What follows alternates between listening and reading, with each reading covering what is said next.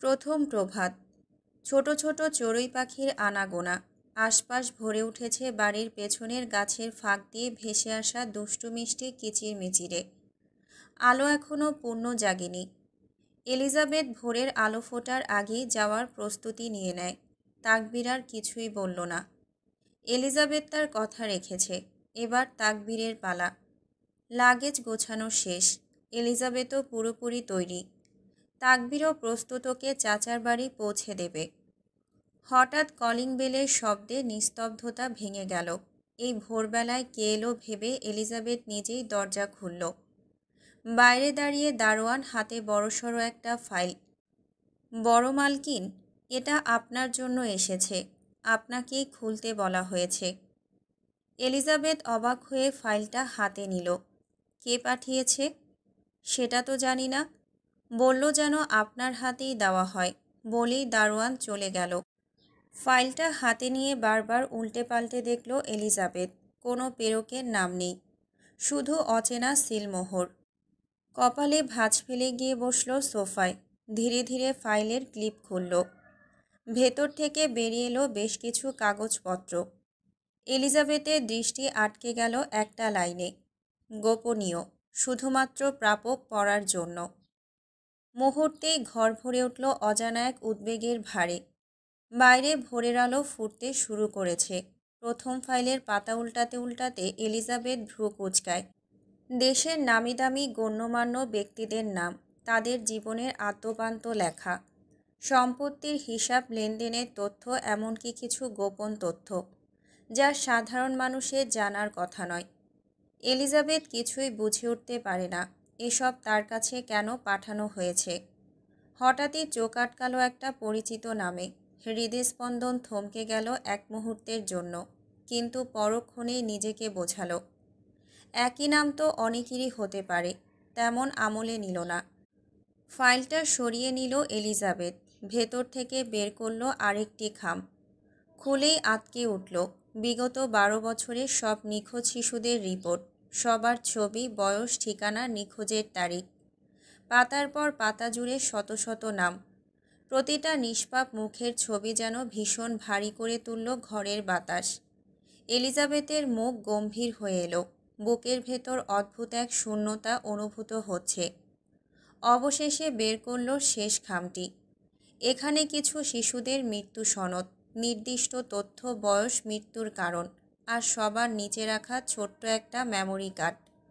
শরীরটা হঠাৎ থমকে যায়। গলার কাছে জমে থাকা শ্বাসটা এক শক্ত ঢোক গিলে নামায় এলিজাবেথ। সাহস সঞ্চয় করে মেমোরি কার্ডটা টিভিতে লাগায়। ভিডিও চালু হতেই এলিজাবেথের পায়ের নিচ থেকে মাটি সরে যায়। ঠোঁট কাঁপতে থাকে অনবরত। চোখ বড় বড় হয়ে যায় আতঙ্কে। কার্নিশ কোণে জমে থাকা নোনা জল ফোঁটায় ফোঁটায় ঝরে পড়ছে। শরীর জমে যায় সেখানে। ভেতরে তোলপাড় ঢেউ খেলে গেলেও দৃষ্টি সরে না টিভির পর্দা থেকে। পর্দায় ভেসে উঠল এক নৃশংস ভয়াবহ দৃশ্য। একটা শীতল ল্যাব, চারদিকে ঘন কেমিক্যালের ধোঁয়ায় ঢাকা। মৃত্যু আর জীবনের মাঝখানে এক অদ্ভুত বিভাজন রেখা টানিয়ে রাখা হয়েছে এখানে। স্টেনলেস স্টিলের টেবিলের উপর শুয়ে আছে ছোট ছোট নিথর দেহ, নিশার নির্দোষ নিষ্পাপ প্রাণ। ক্যামেরা ধীরে ধীরে জুম করে এগোতে থাকে আর এলিজাবেথের হৃদস্পন্দন থামতে থাকে। সাদা ডাক্তারের পোশাকে দাঁড়িয়ে আছে তাকবীর। নির্লিপ্ত ঠান্ডা চোখে নিখুঁতভাবে কাজ করছে, যেন বহুবার চর্চা করা কোনো শৈল্পিক দক্ষতা। ছোট্ট দেহগুলোর বুক, পেট চিরে বের করে নিচ্ছে অঙ্গ প্রত্যঙ্গ, চোখ, কিডনি, লিভার, সব কিছু। কাটার সময় তাকবীরের হাতে কোনো কাঁপুনি ছিল না, আর না মুখে কোনো ভাবলেশ। আশেপাশের কিছু মানুষও সাদা ল্যাব কোট পরে ব্যস্ত। তারা ছোট ছোট বয়ামে সংরক্ষণ করছে অঙ্গ প্রত্যঙ্গগুলো। এক সারি তাক জুড়ে থরে থরে সাজানো বয়াম। প্রতিটিতে ছোট ছোট চোখ, অঙ্গ প্রত্যঙ্গগুলো কেমিক্যালের মাঝে ভাসছে। চারপাশে শুধু ব্লাড ব্যাগ, অপারেশন টুলস আর নীরবতা। শরীর ঠান্ডা হয়ে আসে। বুকে গুমোট এক যন্ত্রণা। শ্বাস নিতে গিয়েও এলিজাবেথ হাঁপিয়ে উঠছে। তাকবীর, যে মানুষটি তার সবচেয়ে আপন, সেই মুখ এখন এক ভয়ঙ্কর দানবে রূপান্তরিত। এই কি তার ভালো মানুষ, তার আলোর দিশারি, শান্তির পূজারী? এলিজাবেথ অনুভব করল ওর পায়ের নিচ থেকে মাটি সরে গিয়েছে। চোখের জলগুলো আজ করল না কোনো কৃপণতা, টপ টপ করে অশ্রু ঝরছে। গালের বাঁক বেয়ে গ্রীবা ভিজিয়ে ছোট্ট এক জলরেখা তৈরি করছে। ভেতরের সমস্ত জ্বালা গলে বেরিয়ে আসছে সেই স্রোতে।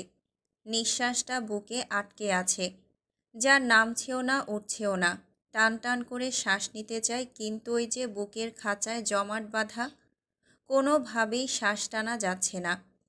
একবার দুইবার, তারপর হঠাৎ হেঁচকি উঠল। গলা শুকিয়ে কাঠ। বুকের গভীরে চেপে থাকা যন্ত্রণা টেনে তুলছে যেন কেউ ভেতর থেকে। শরীর থরথর করে কাঁপছে। হেঁচকিতে ঘাড়ের রগে টান পড়ছে, বুকে তীব্র ব্যথা। পাশে কারো ছায়া অনুভব করল এলিজাবেথ। কষ্টসাধ্য এক চাহনিতে ঘাড় ঘুরিয়ে তাকালো। অবিস্মরণীয় অবাক ভেজা দৃষ্টি গিয়ে আটকালো সেই মুখে। তাকবীর, তার ভালো মানুষ। দুই জোড়া চোখের মধ্যে ভয়, অবিশ্বাস আর তীব্র বিষাদের সংঘর্ষ। তাকবীরের চোখে আতঙ্কের স্পষ্ট ছাপ। টিভির স্ক্রিনে ভেসে থাকা ভিডিও দেখে ওর হাত থেকে এলিজাবেথের লাগেজটা দপ করে মেঝেতে পড়ে গেল। এলিজাবেথ একটা কোনো কথা বলল না। ছুটে গিয়ে একটা রুমে ভেতর থেকে দরজা আটকে দিল। ছুটে গেল তাকবীর নিজেও বদ্ধ উন্মাদের মতো। অঝরে ধাক্কাতে থাকে দরজায়। Elokeshi, please open the door, let me explain. ফাঁক হয় না দরজার দুটো প্রান্ত। ভেতর থেকে ভেসে আসছে ভাঙচুরের শব্দ আর বুক ভাঙা হাহাকার। অস্থির হয়ে উঠল সুষ্ঠু সবল মস্তিষ্ক। পাগলের মতো চেঁচাতে থাকে তাকবীর, প্লিজ আমাকে বলার সুযোগ দাও, পায়ে পড়ি তোমার। আমার উপর অভিমান করে নিজেকে কষ্ট দিও না এলিজাবেথ। শরীরে আঘাত লাগবে তোমার। মস্তিষ্কে তোলপাড়, বুক পাঁজরের পাঁজরে পাঁজরে সুনামির ঢেউ। শরীরটাও কেমন নিস্তেজ হয়ে গেছে। ধাক্কাতেও ভাঙছে না দরজা। আজ বোধহয় দরজাও সত্যের সাথে চুক্তিতে নেমেছে অতীত প্রকাশ্যে টেনে হিস্টে আনার। তাকবীর গলা ছেড়ে ডাকতে লাগল, এলোকেশি গো, আমি নেই পাপের মধ্যে, আর নেই আমি, সব ছেড়ে দিয়েছি আমি। কিন্তু কোনো সাড়া নেই। তাকবীরের মস্তিষ্কে গোলমাল লাগছে। সব কিছু কাঁপছে দুলছে। যেই চোখে এতদিন শুধু সম্মান দেখেছে, আজ সেই চোখে অবিশ্বাস। পাগল প্রায় হয়ে উঠল তাকবীর। ভেতরটা জ্বলছে পুড়ছে শুধু সেই 2 সেকেন্ডের অবিশ্বাসী দৃষ্টির কারণে। তার এলোকেশির চোখ থেকে পানি ঝরেছে তার জন্য। সে তো এমনটা চায়নি। এই মেয়ের খুশির জন্য তো নিজের জীবনও দিতে পারত। এই মেয়েটার হাসির জন্যই তো সব আত্মত্যাগ। চোখের সামনে ভালোবাসার মানুষকে অন্যের হতে দেখেছে, তবুও জোর করেনি। যদি সে কষ্ট পায়, কখনো জোরে কথা বলেনি। ভীতু মেয়েটা যদি ভয় পায়, তবে কেন? কেন আজ এই মেয়েটার জন্য কাঁদছে? আরও ছটফটিয়ে উঠল তাকবীর। এলোকেশি, আমার এলোকেশি, আমার কথা শোনো। আমার অনেক কিছু বলার আছে তোমাকে। তুমি এখনও অনেক কিছুই জানো না। আমি বলতে চাই, আমাকে সুযোগ দাও। ভেতর থেকে সাড়া আসে না। বাড়ির প্রতিটা কোণে প্রতিধ্বনিত হয় তাকবীরের অসহনীয় চিৎকার। দূর থেকে মেয়েরা দাঁড়িয়ে বিমূঢ়ভাবে তাকিয়ে থাকে তাকবীরের পাগলামির দিকে। কেউ এগিয়ে যেতে সাহস পায় না। তাকবীর কাঁদছে, চিৎকার করে কাঁদছে। একবার দৌড়ে চলে যাচ্ছে বসার ঘরের দিকে, আবার ছুটে আসছে দরজার কাছে। কাঠগড়ার আসামিকেও তো মৃত্যুর আগে কথা বলার সুযোগ দেওয়া হয়। তুমি কি আমাকে সেটাও দেবে না? এত স্বার্থপর হলে কি করে? ধাক্কাতে থাকে, তবে দরজা খোলে না। তাকবীর মেঝেতে শুয়ে পড়ল। গড়াগড়ি করে কাঁদতে থাকে। তবে কি সে এখন ঘৃণার পাত্র? তার এলোকেশি কি তাকে আর ভালো মানুষ বলে ডাকবে না? সে খারাপ হয়ে গেছে। কিন্তু সে তো নিজের সমস্ত পাপ সত্যের চাদরে ঢেকে রেখেছিল। সব কিছু থেকে সরে এসেছিল, তাহলে কেন? কেন ভেতরটা এতটা জ্বলে যাচ্ছে? কে দেখবে এই কষ্ট? কোথায় জায়গা পাবে এই কষ্ট? চোখের পানি তো থামছেই না।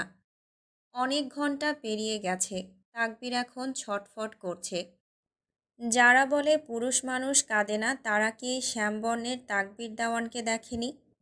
এরই মধ্যে রেয়ান ছুটে আসে। গার্ডের কলে রেয়ান এসেছে।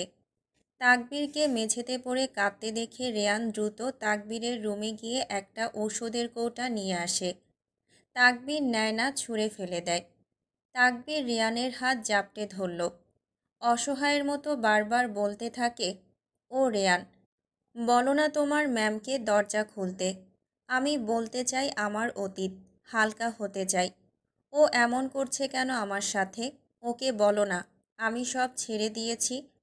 বলো না ওকে দরজা খুলতে। তোমরা সবাই ওকে ধরে রেখো, দিও না আমার থেকে দূরে যেতে। রেয়ান কি জবাব দেবে? আদৌ কি কিছু বলার আছে? রেয়ানও অনেকক্ষণ দরজার কাছে গিয়ে ডাকতে থাকে, কিন্তু এলিজাবেথ দরজা খুলল না। তাকবীর আবারও হামাগুড়ি দিয়ে দরজার কাছে গিয়ে পিঠ ঠেকিয়ে বসে পড়ে। তার গলা ভেঙে গেছে। পথিকের মতো বসে রইল আরও কিছুক্ষণ। বারবার অস্পষ্ট স্বরে আওড়াতে থাকে, পরান্ডা জুইরা যে এত হাহাকার সেগুলা কি তুমি দেখো না? দরজা খোলার শব্দ হলো। তাকবীরের ভেতর হঠাৎ শ্বাস ফিরে এলো। তাড়াহুড়ো করে উঠে দাঁড়ালো। এলিজাবেথকে দেখার মুহূর্তে বুকের ভেতর তীব্র চাপ অনুভব করল। কেঁদে কুটে কি অবস্থা করেছে মেয়েটা চেহারার। তাকবীর ছুটে গিয়ে এলিজাবেথের হাত ধরতে চাইল। এলিজাবেথ হাত সরিয়ে নিল, তাকালো না পর্যন্ত। তাকবীরের নিঃশ্বাস থমকে যায়।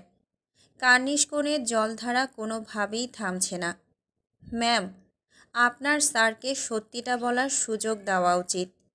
অতীত ছাড়া ভবিষ্যৎ তৈরি হয় না ম্যাম। এলিজাবেথের ঠোঁট কেঁপে ওঠে, গলা ফেটে যায়।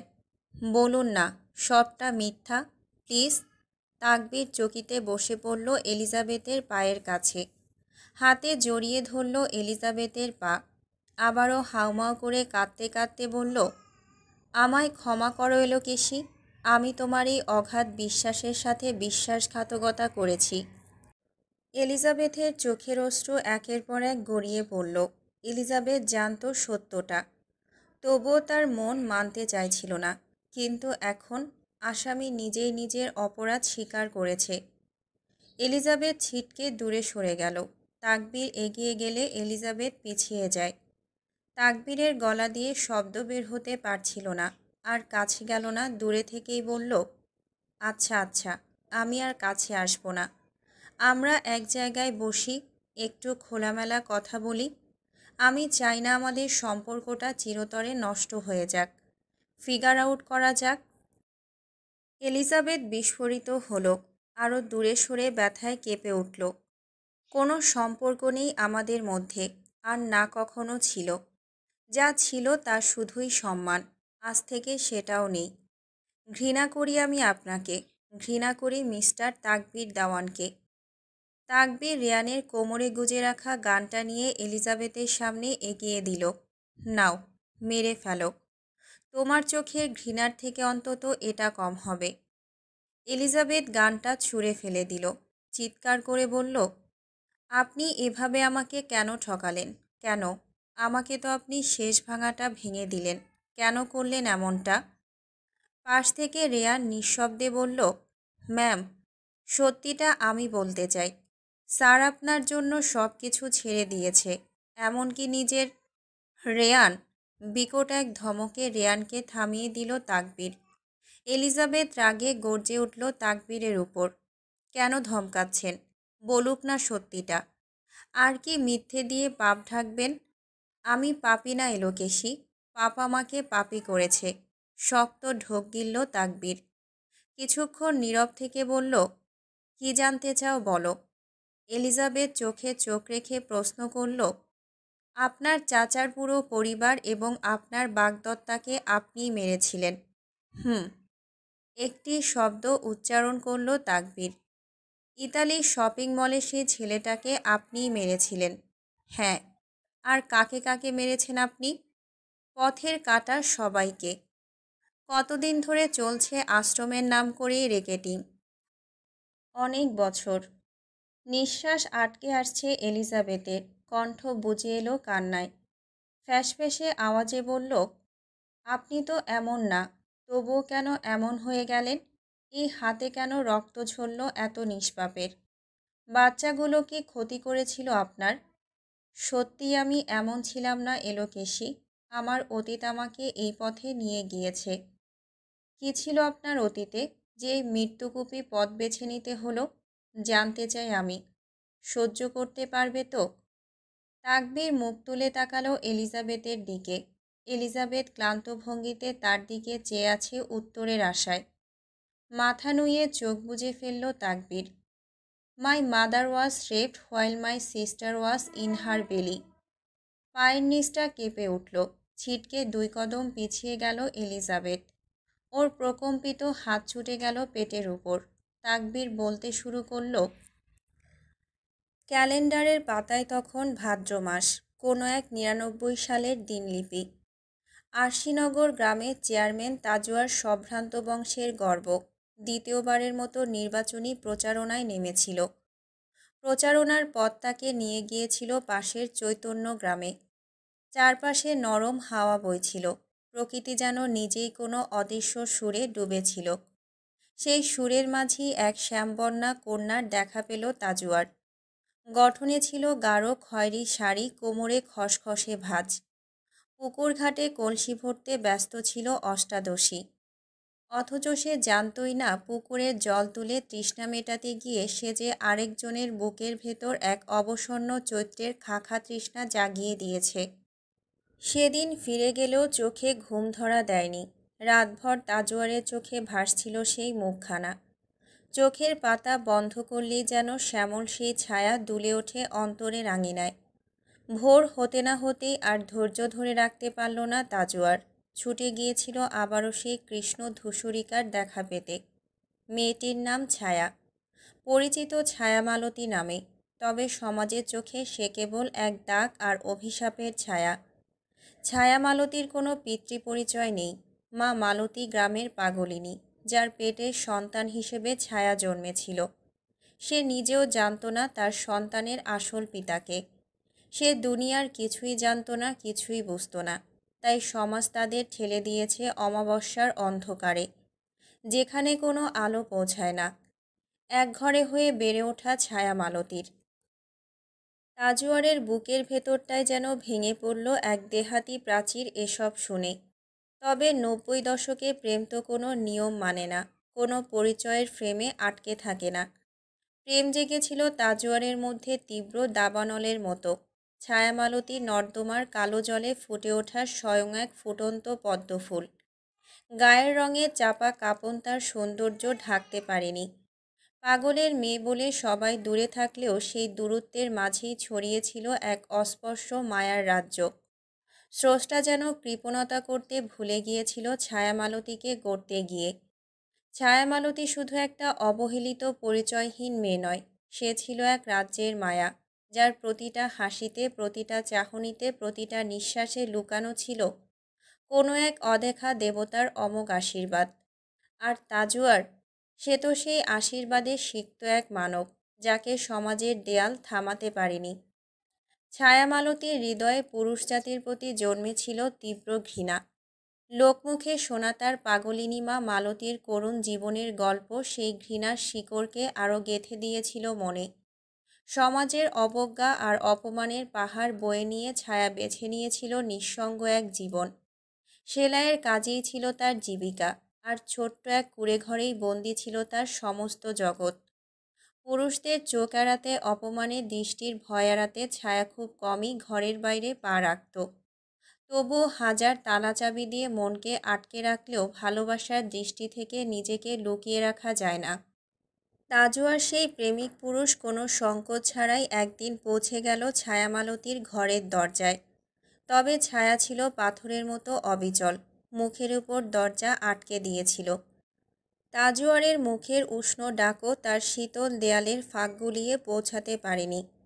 কিন্তু প্রেমিক তাজোয়ার রাগ করল না, দুঃখ পেল না। বরং আরও দৃঢ় হলো তার মনের টান। নির্বাচনী প্রচারণার অজুহাতে বারবার ফিরে যেত চৈতন্যনগরে, শুধু এক ঝলক ছায়ামালতীকে দেখার আশায়। আর ছায়ামালতী, সে তো নিজের মনকে আগুনের শিখায় পোড়াত। তাজুয়ারের চোখে সেই মগ্ন দৃষ্টিতে যে প্রেমের ভাষা ছিল তা প্রথম দেখাতেই বুঝে গিয়েছিল কৃষ্ণকলি ছায়ামালতী। তাই তো নিজেকে আড়াল করে ফেলেছিল সে, অদৃশ্য করার চেষ্টা করেছিল এই দুনিয়া থেকে। তবুও প্রেম কি এত সহজে ছেড়ে যায়? তাজুয়ার সাদা পাঞ্জাবি পরে যখন মিছিলের স্লোগান দিয়ে রাস্তা দিয়ে যেত, তখন ছায়ামালতী ঝোপের আড়াল থেকে দেখত। অজান্তেই তার চোখ খুঁজে নিত তাজুয়ারের ছায়া। বুকের ভেতরে গোপনে জমা করত সেই অপার আগুন, যা সমাজের ঘৃণায়ও নিভে যায় না। প্রেম, এই দুই ভিন্ন আত্মার মাঝেও ক্রমশ জ্বলে উঠেছিল। একটা দরজা বন্ধ করে রাখলো, অন্য একটা জানালা দিয়ে ঢুকে পড়েছিল অবলীলায়। তবে এভাবে আর কতদিন? ধৈর্যের বাঁধ ভাঙল। অবশেষে প্রেমিক তাজুয়ারের হৃদয়ের তীব্র টানে সোজা গিয়ে দাঁড়ালো পিতার সামনে। জানালো সেই অবৈধ কন্যা ছায়ামালতীকে বিয়ে করার ইচ্ছা। পিতার মুখে নেমে এলো কঠিন বিরোধের ছায়া। উচ্চ বংশের রক্তে নিচু জাতের মেয়ের নাম শুনে বেজে উঠল অমর্যাদার শঙ্খ। কিন্তু প্রেম কি কখনো থামে সমাজের নিষেধে? তাজুয়ারের বুকের মধ্যে যে প্রেমের নদী বইছে, তার স্রোতে কোনো বাদই দাঁড়াতে পারল না।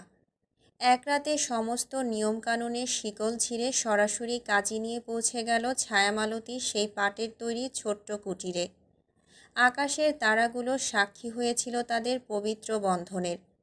বাতাস বয়ে নিল পবিত্র বন্ধনের মৃদু গন্ধ। সেই রাতেই সম্পন্ন হলো তাদের বিয়ে। ভোরের আলো ফুটতেই খবর ছড়িয়ে পড়ল চারদিকে। সমাজ উত্তাল হয়ে ওঠে। উচ্চ বংশের সন্তান হয়ে এক অবৈধ কন্যাকে বিয়ে করার জন্য তাজুয়ারকে কর্দমাক্ত করা হলো। অবজ্ঞার তিরস্কারের কাঁটার মুকুট পরানো হলো তার মাথায়। ত্যায্যপুত্র করা হলো তাকে। শুরু হলো কষ্টের দিন। সমাজ মুখ ফিরিয়ে নিল, পরিবার দূরে সরে গেল। তবে তাজুয়ারের মনে ছিল বিজয়ের ধ্বনি। যাকে ভালোবেসে নিজের সমস্ত কিছু ত্যাগ করেছে, তার পাশে দাঁড়ানোই তো আসল বিজয়। কষ্টের দিনে কষ্ট দিল না ছায়ামালতী। সে ছিল তাজুয়ারের প্রেরণা, শান্তির ঠিকানা। সময়ের স্রোত থেমে থাকে না। তাজুয়ার গড়ে তুলল নিজের আলাদা পরিচয়। রাজনীতির মঞ্চে তার প্রভাব ছড়িয়ে পড়ে। সমাজের চোখে বদলে যেতে লাগলো সেই নিষিদ্ধ প্রেমের রং। বছরের ব্যবধানে অনেক কিছুই পাল্টে গেল। তাজুয়ার আর ছায়ামালতীর ভালোবাসা ভাস্বর হয়ে উঠল নতুন আলোয়। তারা গড়ে তুলল ছোট্ট এক কুঁড়েঘর, যেখানে ছিল না সমাজের কোনো জঞ্জাল, শুধু ছিল ভালোবাসার নিঃশব্দ উষ্ণতা। একদিন পাগলিনী মালতী পৃথিবীর মায়া ছেড়ে চলে গেল। রেখে গেল তার মেয়ের জীবনে এক অদ্ভুত শূন্যতা। তবে সেই শূন্যতা ভরিয়ে দিল নতুন অতিথি, তাদের সন্তান তাকবীর। জীবন পূর্ণ হলো সুখে। অভাব অভিযোগের কষ্ট পেরিয়ে সমাজের ঘৃণার পাহাড় ডিঙিয়ে তারা প্রমাণ করতে সক্ষম হয়, প্রেম কোনো পরিচয়ের মুখাপেক্ষী নয়। প্রেমই শেষ কথা, প্রেমই চূড়ান্ত জয়। নাতির মুখ দেখার পর শেষ বয়সে তাজুয়ারের বাবা অবশেষে মেনে নিয়েছিল ছায়ামালতীকে। তবে তাজুয়ার আর ফিরে যায়নি পিতৃগৃহে। কারণ ছিল একটাই, ছায়ামালতী তার প্রিয় স্ত্রীকে কখনোই ভাইদের বউদের ছোট চোখে দেখার তুচ্ছতার মুখোমুখি করতে চায়নি। সমাজের সেই বিষাক্ত শ্রেণী বিভাজন থেকে দূরে রাখতে চেয়েছিল ছায়ামালতীকে তাজুয়ার। তাজুয়ার আর ছায়ামালতী ছিল একে অপরের প্রাণ। আর তাদের সেই প্রাণের পরিপূর্ণতা ছিল ছোট্ট তাকবীর। তাকবীর ছিল তাদের জীবনের আনন্দ, তাদের ভালোবাসার প্রতিচ্ছবি। কিন্তু তাকবীরের হৃদয়ে জায়গা করে নিয়েছিল এক শূন্যতা, একটা বোনের অভাব। ছোট থেকেই মা না ওঠা তাকবীরের একটাই ইচ্ছে ছিল, একটা বোন। তাকবীরের বয়স তখন ৮ বছর। ছোট থেকেই খুব ভোলাভালা ছিল তাকবীর। সময়টা তখনও আধুনিক প্রযুক্তির অগ্রগতিতে পিছিয়ে ছিল। আল্ট্রাসোনোগ্রামের মতো কোনো সুবিধা ছিল না তখন। তবে যেদিন শুনল তার ভাই বোন আসতে চলেছে এই পৃথিবীতে, সেদিনই নিজের মনের মধ্যে গড়ে নিল এক বোনের ছবি। আর নাম, তা তো আগেই ঠিক করে রেখেছিল, আলো। মায়ের সাথে মিলিয়ে যেন মায়ের প্রতিচ্ছবি হয়ে পৃথিবীতে আসে তার ছোট্ট বোন। ছায়ার মতো কোমল, শীতল, মায়াময়। আলো আর ছায়া দুইটি বিপরীত সত্তা, তবুও একে অপরের পরিপূরক। ঠিক যেমন তাজুয়ার আর ছায়ামালতী। তাদের জীবনের আলো ছিল তাকবীর, আর তাকবীরের জীবনে ছায়া হয়ে আসবে তার ছোট্ট পরিবন আলো। সব ঠিকঠাকই চলছিল। ছায়ামালতীর গর্ভে ৮ মাসের আলো নিয়ে বড় হচ্ছিল আরেকটি প্রাণ। তাজুয়ারের জীবনেও ছিল স্থিতি, ভালোবাসা, পরিবার আর এক টুকরো শান্তি। কিন্তু সুখ কখনো স্থায়ী হয় না, বিশেষ করে যেখানে সমাজের শিকলে বন্দি সত্য। চতুর্থবারের নির্বাচনে চক্রান্তের শিকার হয়ে হেরে যায় তাজুয়ার। রাতের অন্ধকারে নেমে আসে অন্য এক অন্ধকার। নতুন চেয়ারম্যানের অমানুষিক ক্ষমতার খেলা শুরু হয়। সেদিন রাতেই মিথ্যা মামলার দায়ে তাজুয়ারকে বাড়ি থেকে টেনে হিঁচড়ে নিয়ে যাওয়া হয়। তাকবীর তার ছোট্ট হৃদয়ে তখনও ভয় বলে কিছু গড়ে ওঠেনি। তাকবীর সেদিন ছিল তার পৈতৃক বাড়িতে। চাচা সন্ধ্যায় এসে ওকে নিয়ে গিয়েছিল তার চাচাতো ভাইয়ের সাথে থাকার জন্য। সে জানত না সেই রাতে কি ঝড় বয়ে গিয়েছিল তার সাজানো পরিবারের উপর দিয়ে। তাজুয়ার ছিল সৎ, যার কারণে পুলিশের ওসির সাথে তার শত্রুতা অনেক পুরনো। সেদিন রাতে ওসি নিজে এসে তাজুয়ারকে হাতকড়া পরিয়েছিল। তাজুয়ারের অনুপস্থিতি যেন ডাকল এক অভিশপ্ত রাতকে। সেই রাতে আকাশ ভেঙে পড়েছিল বজ্রের গর্জনে। চারদিক জুড়ে বৃষ্টি যেন সৃষ্টিকর্তার কান্না হয়ে নেমেছিল। ছায়ামালতে ছিল তাহাজ্জুদের সেজদায়, স্রষ্টার কাছে প্রার্থনায় ডুবে। তাজুয়ার যাওয়ার আগে বলেছিল সকাল হওয়ার আগেই ফিরে আসবে, কিন্তু ভাগ্যের পরিহাসে সেই সকাল আর শান্তি নিয়ে আসেনি। দরজায় ধাক্কাধাক্কির শব্দ, এক ভয়ঙ্কর অশনি সংকেত। দরজা খুলতেই দেখা যায় ওসির বিকৃত হাসি, চোখে পশুর লালসা। ছায়ামালতীর সৌন্দর্য, যা একসময় তাজুয়ারের হৃদয় জ্বালিয়েছিল, সেদিন সেই রূপই তার জন্য অভিশাপ হয়ে নেমে আসে ধরণীতে। গর্ভের সন্তান নিয়ে অসহায় ছায়ামালতী পড়েছিল এক হিংস্র জানোয়ারের কবলে। রাতভর চলে পাশবিক নির্যাতন। ছায়ামালতীর সৌন্দর্য ভেঙে চুরমার হয়ে যায় লালসার ভয়াবহ থাবায়। সেদিন সে শুধু নির্যাতিতই হয়নি, তার ভেতরের প্রতিটা আশা, প্রতিটা স্বপ্ন ছিঁড়ে খেয়ে ফেলেছিল সেই দানব। ঝড়ের রাতে ছায়ামালতীর গলাফাটা আর্তনাদ আকাশের গর্জনেও ডুবে গিয়েছিল। কোনো দরজা, কোনো জানালা সেই চিৎকারের সাক্ষী হতে পারেনি। বাইরে যায়নি কোনো চিৎকার। চতুর্থ প্রহরে সেই নরপশু ক্লান্ত হয়, তবে ততক্ষণে যে সব শেষ। ছায়ামালতী সেই বিষাদময় রাতে অনুভব করেছিল তার মায়ের যন্ত্রণার প্রতিধ্বনি, যে যন্ত্রণার কথা সে ছোটবেলা থেকে শুনে এসেছে লোকমুখে। সেই অভিশপ্ত রাত শুধু তার শরীরকে নয়, তার আত্মাকেও ভেঙে দিয়েছিল। ভোরের আলো ফোটার আগেই তাজুয়ারের জামিন করিয়ে আনে তার বন্ধু, কিন্তু ভয় তাজুয়ারের মনে গেঁথে বসেছিল। ছায়ামালতীকে নিয়ে এক অজানা শঙ্কা তৈরি হয়েছিল ভিতরে। তাকে ধরে নিয়ে আসার সময় স্পষ্টতই দেখেছিল ওসির কুৎসিত দৃষ্টি পড়েছে ছায়ামালতীর উপর। সেই রাতে দীর্ঘ 10 বছর পর পৈতৃক ভিটায় পা রাখে তাজুয়ার। এক হাতে তাকবীরকে শক্ত করে ধরে মনে মনে প্রতিজ্ঞা নিয়েছিল সকাল হওয়ার আগেই গ্রাম ছাড়বে। তার পরিবারের উপর কোনো অভিশপ্ত ছায়া পড়তে দেবে না। তাকবীর তখনও ঘুমে টলছিল। উঠোনে পা রাখতেই কাদাতে তাজুয়ারের জুতো আটকে যায়। সময় নষ্ট না করে জুতো ছেড়েই তাজুয়ার তাকবীরের হাত ধরে টেনে নেয় ভেতরে। দরজাটা আগেই খোলা ছিল। বুকের ভেতর ধপ করে ওঠে। বড় নিঃশ্বাস টানল তাজুয়ার। বসার ঘরে পা রাখতেই পদতলে অনুভূত হয় এক ঘন তরল কিছু। নিচে তাকাতেই দেখতে পায় শুকিয়ে যাওয়া রক্তের দাগ। রক্তের প্রবাহ অনুসরণ করে সামনে তাকাতেই পায়ের তলা অবশ হয়ে আসে। তাজুয়ার দ্রুত এক হাতে চেপে ধরে তাকবীরের চোখ। নিজেও আর এক মুহূর্তের জন্য সেদিকে তাকালো না। তাকবীরকে কোলে তুলে নিয়ে নিজের কক্ষে গেল তাজুয়ার। ধীর হাতে শিশুটিকে বিছানায় শুইয়ে দেয়। সাথে সাথে ঘুমিয়ে পড়ল তাকবীর। সকালে পাখির কিচিরমিচির শব্দে ঘুম ভাঙল তাকবীরের। প্রতিদিনের মতো আজ পাশে তার মাকে পেল না। চোখের ঘুম আড়মোড়া দিয়ে ঝেড়ে ফেলে মাকে ডাকতে ডাকতে বসার ঘরের দিকে যায় তাকবীর।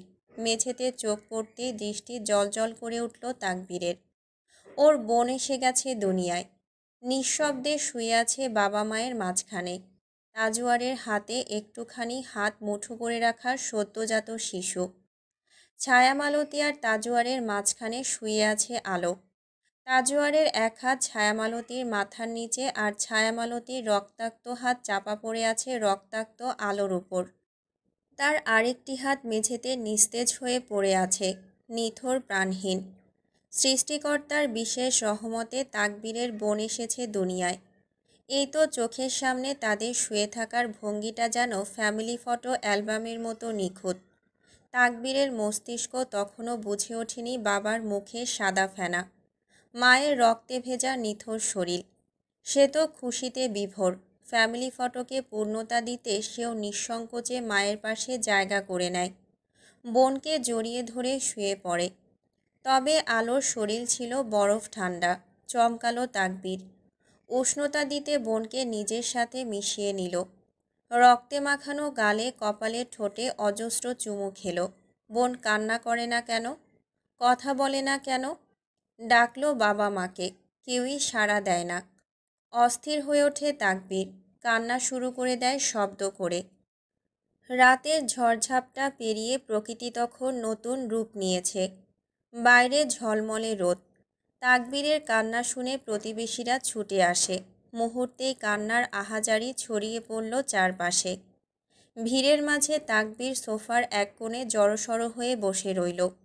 কিছুই বুঝতে পারছিল না সে। পুলিশ এলো তার চোখের সামনে, বাবাকে অ্যাম্বুলেন্সে করে কোথায় যেন নিয়ে গেল। দুপুর হলো। মহিলারা ওর মা বোনকে গোসল করিয়ে সাদা কাপড়ে মুড়িয়ে দিল। এরই মধ্যে কেউ তাকবীরকেও গোসল করিয়ে সাদা পাঞ্জাবি পরিয়ে দিল। তারপর তাকে নিয়ে যাওয়া হলো একটা মাঠে। দুটি কাঠের খাটিয়া রাখা ছিল সামনে, একটা বড় একটা ছোট। তাকবীরের কানে ভেসে আসা শব্দের সঙ্গে ঠোঁট নড়ল। অতঃপর তাকে নিয়ে যাওয়া হলো এক জঙ্গলে। সেখানে খোঁড়া ছিল দুটি গর্ত। সাদা কাপড়ে মোড়ানো কাউকে শুইয়ে দেওয়া হলো মাটির গভীরে। সবার আগে মাটি দিল তাকবীর। তার কাছে তখনও সব কিছু এক ঘোরের মতো লাগছিল। চারপাশে এত মানুষ, এত কান্না, এত আহাজারি কেন? তাকবীরের মস্তিষ্ক কিছুই বুঝে উঠতে পারছিল না। সন্ধ্যায় তাকে নিয়ে যাওয়া হলো হাসপাতালে। বাবা তাকে বুকে জড়িয়ে ধরে কাঁদল হাউমাউ করে। পাগলের মতো কাঁদছিল সে। সব কিছু এলোমেলো করে দিতে লাগলো। ডাক্তাররা বাবাকে কিছু একটা দিল, আর তাতেই ঘুমিয়ে গেলেন তিনি। কিন্তু শান্ত হলো না তাজোয়ারের ভেতর, শান্ত হলো না তাকবীরের শৈশবও। এই গল্প এখানেই থেমে যায় না। এখান থেকে শুরু হয় প্রতিশোধ, এক নিঃশব্দ আগুনের জ্বালা, যা শেষ পর্যন্ত সব কিছু ভস্ম করে দেয়। সেই রাতে জন্ম নিয়েছিল এক নিষ্পাপ প্রাণ, জানোয়ারের বর্বর উল্লাস শেষে চাপ সহ্য করতে না পেরে। কিন্তু এই নির্মম পৃথিবীতে টিকে থাকার সুযোগ পেল না সে। ছায়ামালতীও পারেনি। অতিরিক্ত রক্তক্ষরণে নিভে গেল তার জীবন প্রদীপ। মৃত সন্তানকে দুই উরুর মাঝে চেপে ধরে নিথর হয়ে রইল সে। তাজোয়ার পেরোয়নি এই বিভীষিকা। বুক ফাটা যন্ত্রণায় বিষপান করেছিল স্বার্থপরের মতো নিজেকে শেষ করে দেওয়ার আশায়। কিন্তু সৃষ্টিকর্তা সেদিন তাকে নেননি। শরীর বেঁচে থাকলেও তার ভেতরটা মরে গিয়েছিল সেই রাতে। ন্যায় বিচারের জন্য সে ছুটেছিল, চেষ্টা করেছিল খুনিদের শাস্তি পাইয়ে দিতে। কিন্তু ক্ষমতা আর টাকার শিকলে বন্দি আইন তাকে হাস্যকর বানিয়ে দিয়েছিল। তখনই বদলে যায় তাজোয়ার। প্রতিশোধের নেশায় সে ঢুকে পড়ে অন্ধকার দুনিয়ায়, অর্গান পাচারের ভয়ঙ্কর ব্যবসায়। ছোট তাকবীরকে নিয়ে সে ফিরে যায় পৈতৃক নিবাসে। ভাইদের সাথে মিলে গড়ে তোলে অবৈধ সাম্রাজ্য। আর তাকবীর ধীরে ধীরে হয়ে ওঠে তার সবচেয়ে বড় অস্ত্র। তাকবীরের প্রথম খুনটা করে 17 বছর বয়সে। তার প্রথম শিকার ছিল সেই ওসি, যে একদিন তার জীবন তছনছ করে দিয়েছিল। রক্তে ভিজে যায় তাকবীরের হাত, আর সেই হাতেই রচিত হয়েছিল এক নতুন অধ্যায়ের সূচনা। এলিজাবেথ কাঁদছে, হেঁচকি তুলে কাঁদছে। একটু পরপর কেঁপে উঠছে ওর সমস্ত কায়া। অদেখা কষ্টের ভারে বুকটা ভারী হয়ে উঠেছে। তাকবীর ভঙ্গুর অবস্থায় মেঝেতে ঠেস ধরে আছে এখনো। আপনি? তাকবীর হুড়মুড়িয়ে উঠে গিয়ে খোপ করে ধরে ফেলল এলিজাবেথের হাত। কিছু বলার সুযোগ না দিয়ে ওকে টানতে টানতে নিয়ে গেল ঠিকানা নামক সেই ঘরটায়। এখনও গা শিউরে উঠছে এলিজাবেথের এই অন্ধকারাচ্ছন্ন ঘরে থাকতে। তাকবীরের কণ্ঠস্বর থরথর করে কাঁপছে। এই যে এলোকেশী, এদিকে দেখো। এই ছবিটা দেখছো? এটাই আমার মা। আর ওই বাচ্চাটা দেখতে পাচ্ছ? ওটা আমার বোন, আমার না হওয়া বোন। বিশ্বাস করো এলোকেশী, আমি খারাপ হতে চাইনি, আমাকে খারাপ বানানো হয়েছে। আমার শৈশবের মূল্যবান সময়গুলো কেটেছে এই বদ্ধ ঘরে। আমাকে বন্দি করে রাখা হতো এখানে, যাতে আমি আমার বিষাক্ত অতীত ভুলে না যাই। প্রতিশোধ স্পৃহা এভাবেই আমার ভেতরে জ্বালিয়ে আমাকে নরখাদকে পরিণত করা হয়েছিল। এ এক অমোঘ সত্য, তাকবীর চায়নি পশু হতে, তাকে পশু বানানো হয়েছিল। তাজওয়ারের প্রতিশোধের আগুন শুধু খুনিদের ভস্ম করেনি, ধ্বংস করেছিল তাকবীরের মনুষ্যত্বকেও। ছোটবেলা থেকেই এই ঘরেই বন্দি থাকতো তাকবীর। দেয়ালে টাঙানো সেই নৃশংস ছবি যেন ওর ভেতরের আগুন আরও উস্কে দিত। ঘৃণা, ক্রোধ, প্রতিশোধ সবকিছু একসঙ্গে গেঁথে দেওয়া হয়েছিল রন্ধ্রে রন্ধ্রে। তাকবীর জানতো এই আগুন নিভে গেলে সে আর বাঁচতে পারবে না। তার বিবেক, মনুষ্যত্ব তাকে গলা টিপে মেরে ফেলবে। তাই তো ছবিটা কখনো চোখের আড়াল হতে দিত না। তার মা আর বোনের রক্তাক্ত মুখ যেন ওকে বারবার মনে করিয়ে দিত সে হিংস্র হওয়া ছাড়া আর কিছুই হতে পারে না। তাকবীর কোনো কথা বলল না, এলিজাবেথকেও বলতে দিল না। আবারও হাত ধরে টেনে নিয়ে গেল গাড়িতে। এলিজাবেথ নির্বাক, বাকশক্তি হারিয়েছে আজ। তাকবীরের মায়ের ভয়ঙ্কর অতীত মনে পড়তেই শরীর কেঁপে উঠছে বারবার। কল্পনায় প্রতিফলিত হতে থাকে সেই সময়টায় কিভাবে কাঁদতেছিল অসহায় ছায়ামালতী, আর কতটা চাপের ফলে একটা শিশু সময়ের আগেই ভূমিষ্ঠ হয়। তাকবীর গেল আলো ছায়া আশ্রমে, সরাসরি এলিজাবেথকে শক্ত করে ধরে টেনে নিয়ে এলো ফাঁকা বেসমেন্টে। সেই ভয়ঙ্কর ল্যাব, যেটা নির্মম ভিডিওতে দেখানো হয়েছিল, এখন সবই ফাঁকা, শূন্য, কোথাও কিছুই নেই। এলিজাবেথ স্তব্ধ হয়ে চারপাশে তাকিয়ে রইল। মনে হলো পুরো ঘরটা যেন ঘূর্ণির বেগে ঘুরছে ওর চারপাশ দিয়ে। শূন্যতার মাঝেও কানে বাজতে থাকলো ছোট ছোট শিশুদের আতঙ্কিত আর্তনাদ। এই যে এলোকেশী, দেখো, সব খালি, কিছু নেই। আমি সব ছেড়ে দিয়েছি, সত্যিই সব ছেড়ে দিয়েছি। তোমাকে আমি এক নতুন জীবনে এনেছি, যেখানে এসবের আর কোনো জায়গা নেই। আমি আর জড়িত নই, আমি মুক্ত। আমাকে বিশ্বাস করো এলোকেশী। জান নিয়ে নাও যদি চাও, তবুও ঘৃণা করো না। তোমার চোখের সেই তীক্ষ্ণ ঘৃণা আমার জান কেড়ে নেবে। আমি মরে যাব এলোকেশী, মরে যাব। আমি তো সব ছেড়ে দিয়েছি, বিশ্বাস করো আমাকে, প্লিজ বিশ্বাস করো। এলিজাবেথ তাকালো তাকবীরের দিকে। তাকবীর অস্থির হয়ে উঠেছে, ঘুরে ঘুরে সব দেখাচ্ছে।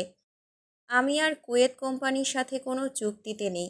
3 মাস, হ্যাঁ, 3 মাসের ভেতর আমার হাতে কোনো শিশুর রক্ত ঝরেনি। সেদিন সিলেটে পাহাড়ের থেকে যারা তোমাকে খাদে ঠেলে ফেলে দিয়েছিল, ওরা কোম্পানিরই লোক ছিল।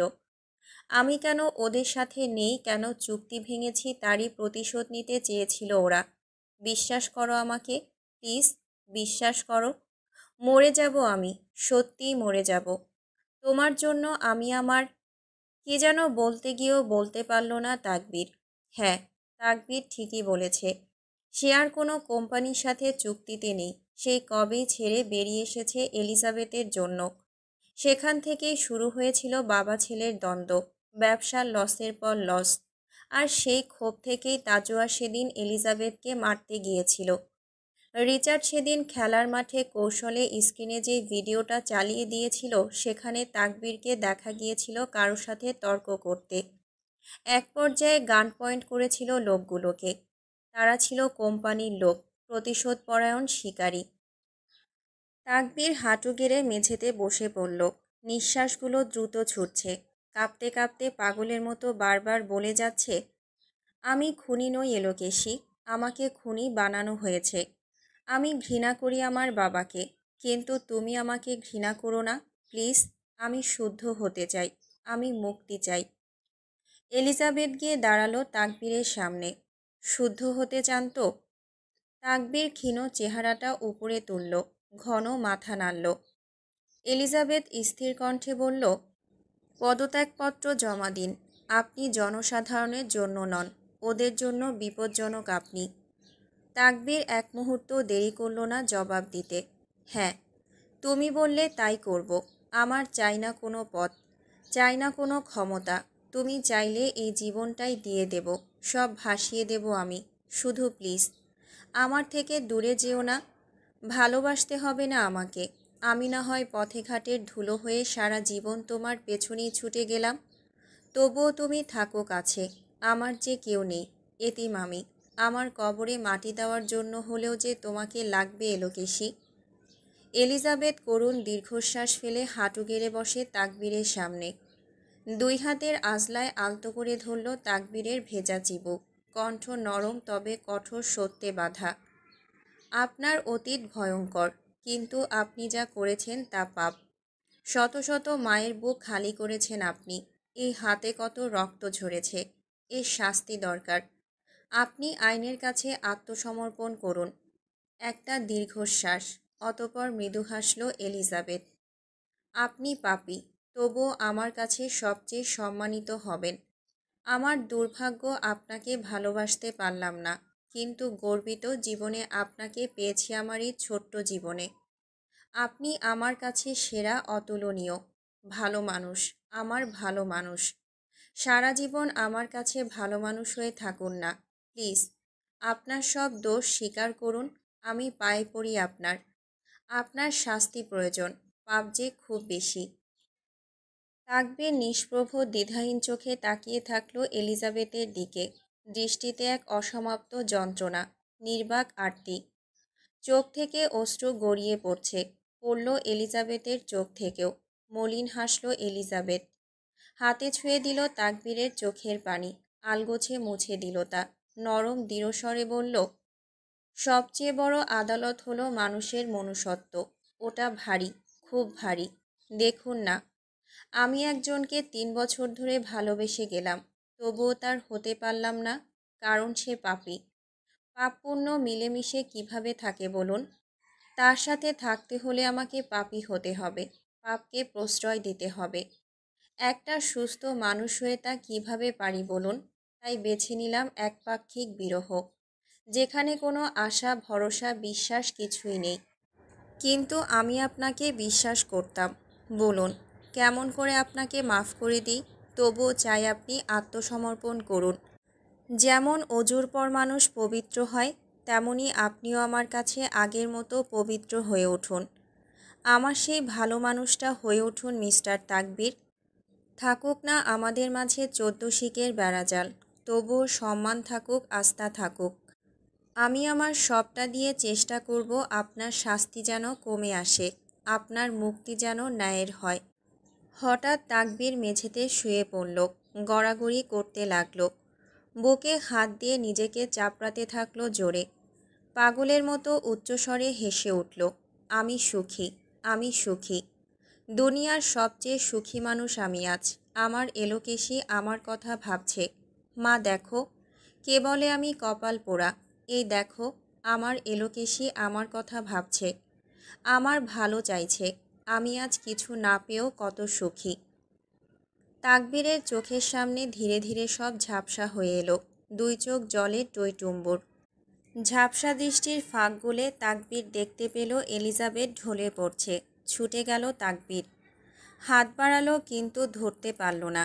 এলিজাবেথ চেতনা হারিয়ে নিথর হয়ে পড়ে রইল মেঝেতে। সাদা অ্যাপ্রন পরিহিত 50-এর ঊর্ধ্বে ডক্টর সাবিহা ফাইল হাতে স্থির দাঁড়িয়ে আছে।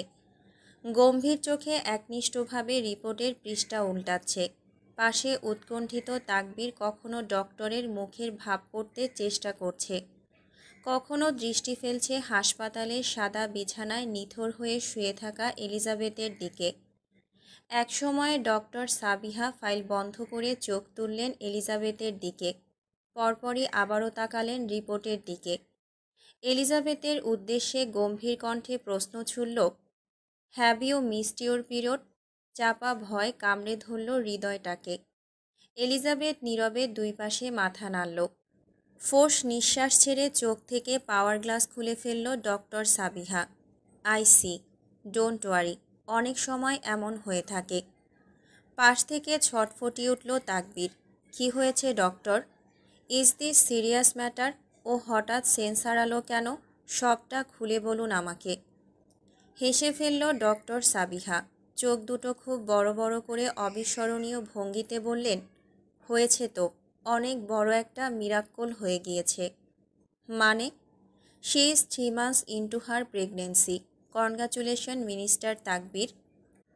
উলটপালট বাতাসে তীব্র ধাক্কায় এক কদম পিছিয়ে গেল তাকবীর। হঠাৎ যেন বুকের ভেতরটা ফাঁকা হয়ে গেল শূন্যতার গর্জনে। তাকালো এলিজাবেথের দিকে। এলিজাবেথ অন্যদিকে মুখ ঘুরিয়ে রেখেছে। অভিব্যক্তি পাথরের ন্যায়, কোনো অনুভূতির ছায়া নেই। এটাকে ক্রিপ্টিক প্রেগনেন্সি বলে। ক্রিপ্টিক প্রেগনেন্সি মূলত এমন এক ধরনের গর্ভধারণ যেখানে একজন নারী দীর্ঘ সময় পর্যন্ত বুঝতেই পারে না যে তিনি গর্ভবতী। সাধারণত মাসিক চলতে থাকা গর্ভধারণের সাধারণ লক্ষণ না থাকা বা হরমোনজনিত কারণে পরীক্ষায় প্রেগনেন্সি ধরা পড়ার ফলে এটি ঘটে। তাকবীর অবিশ্বাস্য নজরে তাকালো ডক্টর সাবিহার দিকে। ভদ্রমহিলার চোখ জ্বলজ্বল করছে। বলতে থাকলেন, সত্যি এটা এক অবিশ্বাস্য ঘটনা। আমার জীবনে এমন রেয়ার কেস খুবই কম দেখেছি। ওনার শারীরিক অবস্থা এবং যে ভয়াবহ বিপদের মধ্যে দিয়ে তিনি গেছেন তাতে বাচ্চাটার টিকে থাকার সম্ভাবনা প্রায় ছিলই না। কিন্তু কথায় আছে, রাখে আল্লাহ মারে কে। আজ তার নিজ চোখে দেখলাম। ছোট্ট শিশুটা যেন সব বাধা অতিক্রম করেই পৃথিবীতে আসার জন্য দৃঢ় প্রতিজ্ঞ। He or she is definitely so strong. কতদিন চলছে? বিবর্ণ স্বরে জানতে চাইল তাকবীর। 3 month। আপনাদের এই স্পেশাল মুহূর্তটা একান্তে ভাগাভাগি করে নিন। আসছি আমি। আন্তরিক হেসে চলে গেল ডক্টর সাবিহা। ফেলে গেল বেদনাময় নীরবতা আর নিরবধি যন্ত্রণা। চার দেয়ালের ছোট্ট এক কক্ষে যেন বিষণ্ণতার অন্ধকার নেমে এসেছে। কারোর মাঝে কোনো উৎফুল্লতা নেই, মোহবিষ্টতা নেই, শুধু অশ্রুবিহীন আর্তনাদ আর অশ্রুসিক্ত অপেক্ষা। নীরবতার সুতো ছিঁড়ল তাকবীর নিজেই ভারী শ্বাসের টুকরো টুকরো কথার সুরে। তুমি জানতে, তাই না? নিশ্চুপ এলিজাবেথ, তার সকল ধ্যানজ্ঞান দেয়ালে নিবিষ্ট। Speak up Elizabeth. লোকটার কণ্ঠে গাঢ় অভিমান স্পষ্ট। সে তো কখনোই নাম ধরে ডাকে না, তবে আজকে কেন? খুব বড় ধাক্কা খেয়েছে বুঝি, নাকি রাগ করেছে? এবার গুমড়ে ওঠা যন্ত্রণার ভার এলিজাবেথের গাল বেয়ে গড়িয়ে পড়ল। আরও ছটফটিয়ে উঠল তাকবীর। তুমি শুরু থেকে সবটা জানতে, তাই না? তাই তো রাশিয়া চলে যাওয়ার জন্য হঠাৎ এত ব্যাকুল হয়ে উঠেছিলে, রাইট? সন্দেহ হয়েছিল, কিন্তু তা প্রকাশ করার সুযোগ পরিস্থিতি আমাকে দেয়নি। প্রকৃতি যে আমার প্রতি বরাবরই নির্মম। কেন এত ব্যাকুল হয়ে গিয়েছিলে দূরে যাওয়ার জন্য? বাচ্চাটাকে মেরে ফেলার চিন্তা করছিলে? Please don't tell me that you are having second thoughts about abortion. Elizabeth. আজ প্রথমবারের মতো শক্ত হলো তাকবীরের কণ্ঠস্বর। কর্ধে শরীরের শিরা উপশিরা কঙ্কালের নৃত্যে মজেছে। হঠাৎই ফিক করে হেসে ফেলল এলিজাবেথ। গ্রীবা বাঁকিয়ে তাকালো তাকবীরের জ্বলন্ত লাভায়। পাপ তো আমি করেছি, সে তো নিষ্পাপ। তবে সে কেন পাপের শাস্তি পাবে? তাহলে কি চাইছিলে তুমি? ওকে নিয়ে অনেক দূরে চলে যেতে। সেখানে কোনো অশুভ ছায়া পড়বে না ওর নিষ্পাপ সত্তার উপর। পারতে একটা সন্তান মানুষ করতে। মলিন হাসল এলিজাবেথ। আমার সন্তান আমার শক্তি হয়ে এসেছে, কেন পারবো না? আর না পেরে যেতামই বা কোথায়? আমার 3 কুলে আছেই বা কে? আমি তো এক অন্তহীন মরীচিকা, যেখানে দিনে দিনে শুধু ছলনার জঞ্জাল জমছে আর ঝুরঝুর করে সব কিছু পড়ছে। বাক্যে গভীরতা বুকে কাটার মতো গিয়ে বিঁধল তাকবীরের। বসল এলিজাবেথের বেডের পাশে। আলগোছর একটা হাত মুঠোয় নিয়ে দৃঢ়স্বরে বলল, আমাকে আর একটু আপন ভাবা গেল না এলোকেশী? আমি শুধু তোমার দায়িত্ব নিইনি, তোমার সকল কিছুর দায়িত্ব নিয়েছি। তুমি ওখানে আর ফিরে যেতে না চাইলে ওকে ফাইন, তুমি আমার কাছে থাকো।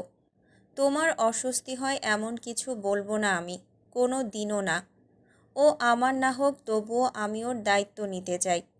ওকে আমার থেকে দূরে নিয়ে যেও না এলোকেশি, প্লিজ। হাত সরিয়ে নিল এলিজাবেথ। ধারালো কণ্ঠে বলল, ওর ওপর আমি আপনার বা ওই লোক কারুরই ছায়া পড়তে দেব না। আপনারা দুজনেই সমান পাপী।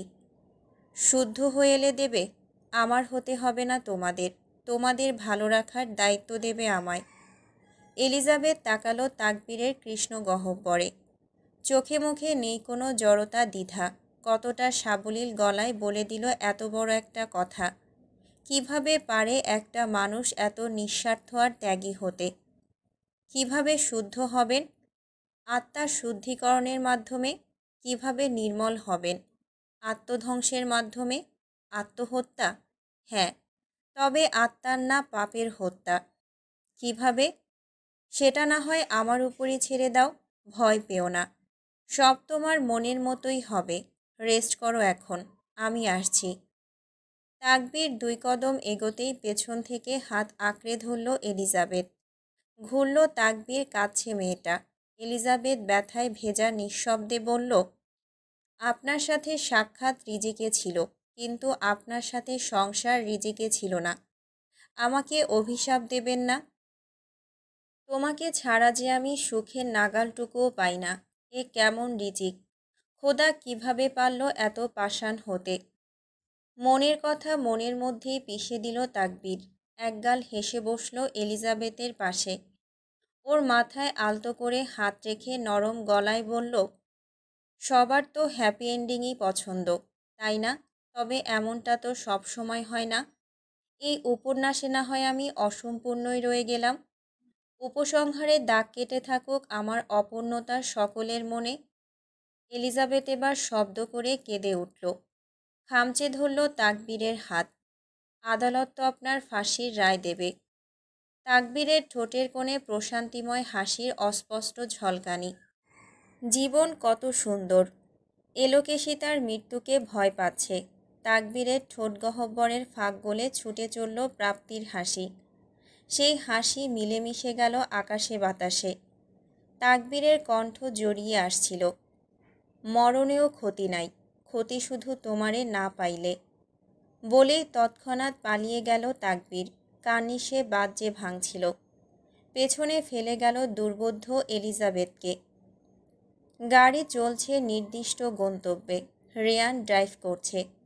পাশেই বসে আছে তাকবীর। পিনপতন নীরবতার সুতো ছিঁড়ল রেয়ান। বস, আপনি কি সত্যি সত্যি স্যারেন্ডার করার কথা ভাবছেন? হুম। এছাড়া আর কোনো উপায় নেই রেয়ান। কিন্তু বস, এতে তো আপনার মৃত্যু সুনিশ্চিত। এভাবে তো ম্যামকেও পাবেন না। ওর চোখের ঘৃণা থেকে তো বাঁচতে পারবো। বস, আপনি বুঝতে পারছেন না। ম্যামের কাছে যে প্রমাণগুলো রয়েছে সেগুলো কোর্টে পেশ করলে ফাঁসির রায় ছাড়া গতি থাকবে না। সেটাই তো বললাম। প্রমাণ পেশ করলে ফাঁসির রায় আসবে, তাছাড়া নয়। থমকালো রেয়ান। তাকবীরের দিকে তাকাতেই তাকবীর গ্রীবা বাঁকিয়ে হাসল। ইঙ্গিত বুঝতে আর বাকি থাকলো না রেয়ানের। তাকবীর কাউকে কল করতে করতে রেয়ানের উদ্দেশ্যে বলল, তুমি কি ভেবেছিলে রেয়ান এত সহজে ময়দান ছেড়ে পালাবো আমি? না বস, আপনি তো ম্যামের ব্যাপারে খুবই সিরিয়াস, তাই একটু ভয় পেয়ে গিয়েছিলাম। তাকবীর মাথা নাড়িয়ে বলল, হ্যাঁ, সিরিয়াসই তো। সে চাইছে আমি আত্মসমর্পণ করি। অবশ্যই করব। তবে আত্মসমর্পণ করার পরের ব্যাপার তো আর ওর বা আমার কারোর হাতেই নেই। আমাদের হাতে আছে বস, খেলার পাশা উল্টে দেওয়ার। একসাথে হো হো করে হেসে উঠল দুজনেই। এরই মধ্যে কল রিসিভ হলো। তাকবীর ফোন কানে তুলে কাউকে শাসাতে থাকে। শালাকে আস্তানাতেই বেঁধে রাখো, আমি আসছি। আমার বিরুদ্ধে চক্রান্ত। কল কেটে রাগে রড় করতে থাকে তাকবীর। রেয়ানের কণ্ঠটা এবার বেশ চিন্তিত শোনালো। কিন্তু বস, যত যাই করি এত কিছুর পরও কি আর ম্যাম আপনাকে মেনে নেবে? লম্বা দীর্ঘশ্বাস ফেলল তাকবীর। সিটে গায়ে লিয়ে দিল। চোখে দাউ দাউ করছে প্রতিহিংসার আগুন। এজন্য এবার অন্য চাল চালতে হবে। ওই কাতর চোখের ঘৃণায় শেষ হতে চাই না আমি। হসপিটাল মানেই বিরক্তিকর এক জায়গা। শুয়ে থাকতে থাকতে যে কখন চোখ লেগে গিয়েছিল টেরই পায়নি এলিজাবেথ। হঠাৎ গভীর ঘুমের মধ্যে অনুভব করল পেটের উপর ভারী কোনো বস্তু। চোখের পাতায় এক রাজ্যের ঘুম ভর করেছে আজ। আড়ম্বরপূর্ণ ঘুমের দফারফা করতেই হাত ছাড়িয়ে শরীর নড়াতে চাইল, তবে পারল না এলিজাবেথ। কি যেন শক্ত করে ধরে রেখেছে হাত দুটো। পেটের উপরের চাপটাও ক্রমশ বাড়ছে কমছে। পিটপিট করে চোখ মেলল এলিজাবেথ, তবে যা দেখতে পেল তা দেখার জন্য মোটেও প্রস্তুত ছিল না। রিচার্ড বেডের পাশে বসে আছে, ভাবভঙ্গি কেমন অদ্ভুত আর অস্বাভাবিক লাগছে।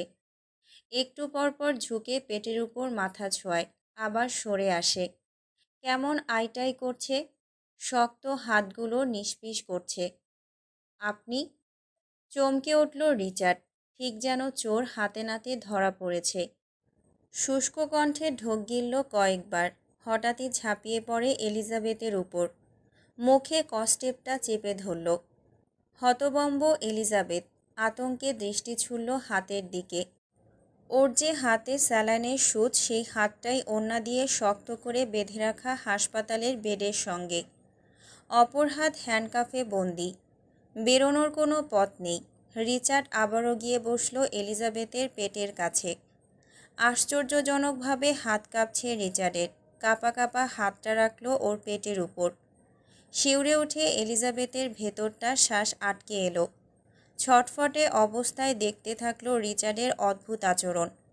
রিচার্ড কেমন যেন একগুঁয়ে দৃষ্টিতে চেয়ে আছে এলিজাবেথের পেটের দিকে। গলা কাঁপছে হৃদয়হীন গ্যাংস্টারের। এই এলিজান, এখানে আমি আছি বলেই দ্রুত দুই পাশে ঘন মাথা ঘুরিয়ে বাক্য সংশোধন করে নেয়। এখানে আমার অস্তিত্ব আছে, তাই না? রিচার্ডের শরীর কাঁপছে, বুকে ঢেউ উঠছে থেমে থেমে। এলিজাবেথের পেটে বারবার হাত রাখছে, আবার সরিয়ে নিচ্ছে। সাহস করে ছুতেও ভয় পাচ্ছে। শুকনো ঢোক গিলে যাচ্ছে একের পর এক, গলা যেন শুকিয়ে কাঠ হয়ে আছে। এ কেমন অনুভূতি? কেন এমন নিঃশক্তি লাগছে? হাত কাঁপছে, বুক কাঁপছে। এলি, ও এখানে আছে তাই না? আমার বাচ্চা, আমার রক্ত, আমার অস্তিত্ব তোর গর্ভে। এলিজাবেথ বিস্মিত চোখে তাকিয়ে আছে রিচার্ডের দিকে। এক অন্য রিচার্ড, অপরিচিত, না দেখা না বোঝা এক রিচার্ড, যাকে এমন কখনো কেউ দেখেনি। রিচার্ড হাঁটু গেড়ে বসল বেডের পাশে। এলিজাবেথের কাঁপতে থাকা শরীরের দিকে তাকিয়ে থাকলো কিছুক্ষণ। পরপর নিঃশব্দে ঝুঁকে ঠোঁট ছোঁয়ালো পেটে, স্বর বেঁধে বেঁধে আসছে। এই এলিজান, এই অনুভূতিটা কেমন? আমার তো শক্ত মন, তাই ঠিকভাবে বুঝতে পারছি না। আমার কি খুব খুশি হওয়া উচিত? এলিজাবেথ মোচড়ামুচড়ি করছে মুক্ত হওয়ার জন্য, ছটফট করছে, গোঙাচ্ছে অস্পষ্টভাবে। রিচার্ড বিরক্ত হলো। সে তো এই মুহূর্তটা একান্তে উপভোগ করতে চায়, তাই তো আগেই সাবধানতা নিয়েছে। হাত পা মুখ সব বেঁধে রেখেছে। এই মেয়ের কথায় জোর না থাকলেও গলায় জোর প্রচণ্ড। আজ কোনো কিছুই গায়ে মাখল না রিচার্ড। সে কখন থেকে ঘোরলাগা দৃষ্টিতে চেয়ে আছে সেখানটায়, যেখানে ওর অস্তিত্ব রয়েছে, ওর রক্ত, ওর সন্তান। রিচার্ড কায়নাত তার জীবনে সবচেয়ে বেশি অবাক হয়েছিল সেদিন, যেদিন জানতে পেরেছিল সে বাবা হতে চলেছে। তার রক্ত, তার অস্তিত্ব পৃথিবীতে আসতে চলেছে। সে তো চেয়েছিল এমনটাই হোক, প্রথম থেকেই চেয়েছিল। তবে এত ঝড়ঝাপটার পরেও যে তা সম্ভব হবে তা ভাবতে পারিনি কখনো। সেদিন রিপোর্ট হাতে পাওয়ার পর কিছুক্ষণ নিশ্চুপ ছিল রিচার্ড। ফ্যালফ্যাল করে তাকিয়েছিল কাগজের দিকে, শব্দহীন, নিস্তব্ধ। পরপর অজান্তেই হেসে ফেলেছিল, তবে তা ছিল ক্ষণস্থায়ী। কেউ দেখার আগেই আবার মুখোশ পরে নিয়েছিল রিচার্ড। সিলেটের দুর্ঘটনার পর হাসপাতাল থেকে তাকবীর যখন এলিজাবেথকে নিয়ে গিয়েছিল, তখনও রিচার্ড চুপচাপ ছিল বটে, কিন্তু পরে ঠিকই একে একে এলিজাবেথের সমস্ত রিপোর্ট সংগ্রহ করেছিল। আর সেদিনই জানতে পারে এই খুশির সংবাদ। তারপরে খুব দ্রুত গুছিয়ে ফেলেছিল স্বপ্নের নকশা। কেমন হবে তার সন্তানের ভবিষ্যৎ, কিভাবে এলিজাবেথকে আর তার সন্তানকে এই অন্ধকার জগৎ থেকে দূরে সরিয়ে রাখবে। সব পরিকল্পনা সাজিয়ে ফেলেছিল রিচার্ড, তাই তো সেদিন ফার্ম হাউসে পাগলের মতো ছুটে গিয়েছিল। তবে শেষ পর্যন্ত মার্কোর হাতে ধরা পড়ে গেলেও রিচার্ড নিজের কৌশলে ঠিকই এলিজাবেথকে বাঁচিয়ে গিয়েছিল সব সময়। নিজের সমঝোতায় এলিজাবেথকে আঘাত করে এমনভাবে পরিস্থিতি সামলেছিল যাতে মার্কোর আঘাত থেকে ওকে রক্ষা করতে পারে। তবে সেদিন নিজেকে সামলে রাখতে পারলেও আজ পারছে না রিচার্ড কায়নাত। রিচার্ড উঠে দাঁড়ালো, এগিয়ে এসে ঝুঁকে এলিজাবেথের মুখের খুব কাছে এলো। ওর উষ্ণ অস্থির নিঃশ্বাসগুলো এলিজাবেথের ত্বকে আঁচড় কাটছে। দম বন্ধ হয়ে আসছে এলিজাবেথের। অস্বস্তিতে দুই পাশে মাথা নাড়াতে লাগলো বারবার। রিচার্ড পকেট থেকে কিছু বের করলো, একটা ছোট্ট বাক্স। খুলতেই চকচক করে উঠল একটা ডায়মন্ড রিং। কোনো কিছু না বলেই নিঃশব্দে আলতোভাবে এলিজাবেথের আঙুলে পরিয়ে দিল সেটি রিচার্ড। অতঃপর ঠিক যেখানে রিংটা বসেছে সেখানে ঠোঁট ছোঁয়ালো। এঁকে দিল গভীর এক ছোঁয়া। আবারও অনড়ভাবে ঝুঁকল এলিজাবেথের উপর। মনোমুগ্ধকর দৃষ্টি আটকে রইল এলিজাবেথের ভেজা চোখে। রিচার্ড হঠাৎই গভীর এক চুম্বনে আবদ্ধ করল এলিজাবেথের ললাট। শক্ত করে ঠোঁট চেপে ধরে রইল কিছুক্ষণ। এলিজাবেথ নিঃশব্দে চোখ বুজে নিল। চারপাশে নিস্তব্ধতার এক ঝড় নেমেছে। শূন্যতা অথচ পূর্ণতায় ভরা এক মুহূর্ত। রিচার্ড ধীরে ধীরে মুখ নামালো।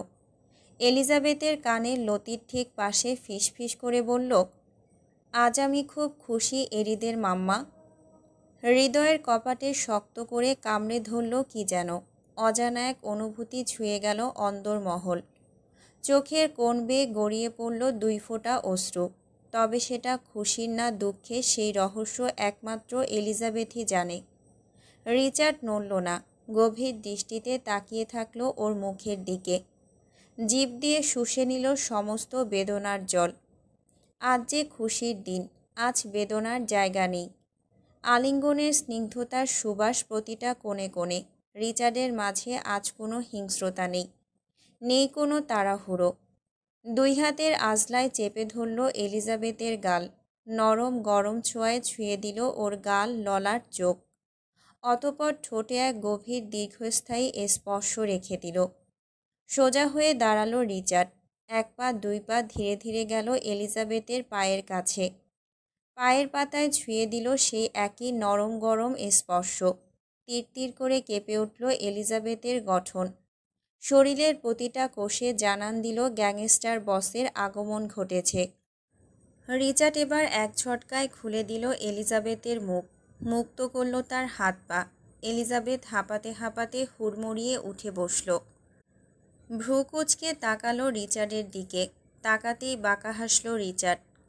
পরনে এখনও সেদিনের কালো টাইট ফিটিং টি শার্ট। রক্তমাখা বুকে এঁটে আছে একদম। হাতের মাংসল শরীরে টান টান হয়ে বসে আছে। বাহুর শিরাগুলো ফুটফুট করছে। গলায় ঝুলে আছে ধাতব ডকট্যাগ আর জলজল আলো বের হচ্ছে কোমরের বেল্টে গাঁথা অস্ত্র থেকে। লিফট বন্ধ থাকায় দৌড়ে 12 তলার সিঁড়ি বেয়ে ওঠার কারণে চুলগুলো এলোমেলো হয়ে কপালে ঝুলে পড়ে আছে কিছু অংশ। রিচার্ড কুটিল হেসে 2 কদম পিছিয়ে গিয়ে তর্জনী তুলে গুনতে শুরু করল। 1 2 3। ঠাস। হঠাৎ ভয়ঙ্কর বিস্ফোরণের মতো শব্দে কেঁপে উঠল পুরো হসপিটাল। এলিজাবেথ কেঁপে উঠে 2 হাতে কান চেপে ধরল। চারপাশ গমগম হয়ে ওঠে বেলুন ফোটার শব্দে। হুট করে তীব্র শব্দে বেজে উঠল গাটা। এটা কি কোনো হসপিটালের পরিবেশ হতে পারে? চমকিত এলিজাবেথ হুড়মুড়িয়ে ছুটল জানালার দিকে। পর্দা সরিয়ে তাকাতে দৃষ্টি আটকে গেল যেন স্বয়ং আকাশ থেকে ঝরছে অগণিত নীল কনফেটি। নীল রঙের বেলুন উঠছে বাতাসে। পার্কিং লটের দিকে চোখ যেতেই দেখতে পেল সারি সারি রিচার্ডের গার্ডরা দাঁড়িয়ে আছে হাতে ফুল নিয়ে। চারপাশ সাজানো ফুলিয়ার বেলুনে। এক অসম্ভব সুন্দর আয়োজন। আমেরিকান সংস্কৃতির মতো করে করা হয়েছে জেন্ডার রিভিলের আয়োজন। এলিজাবেথ হতবাক হয়ে অস্পষ্ট স্বরে আওড়াল, এগুলো, এসব কি? রিচার্ড কায়নাত বাবা হতে চলেছে, একটু তো সেলিব্রেশন করাই যায়, তাই না? নিঃশ্বাস নিতে ভুলে গেল হৃদস্পন্দন। এত দ্রুত এত নিখুঁতভাবে সব কিছু সাজানো কিভাবে সম্ভব? এবার এলিজাবেথ গভীর দৃষ্টিতে চারপাশের সাজসজ্জা লক্ষ্য করল। চারিদিকে নীলের রাজত্ব। বিস্ময় ঘেরা চোখ তুলে তাকালো রিচার্ডের দিকে। ব্লু? রিচার্ড ঠোঁটের কোণে সেই পরিচিত বিজয়ী হাসি এনে বলল, yes, because it's a boy. Elizabeth সঙ্গে সঙ্গে তেড়ে গেল রিচার্ডের দিকে। খামচে ধরল টি শার্ট। গর্জন মিশ্রিত কণ্ঠ কাঁপছে থরথর করে।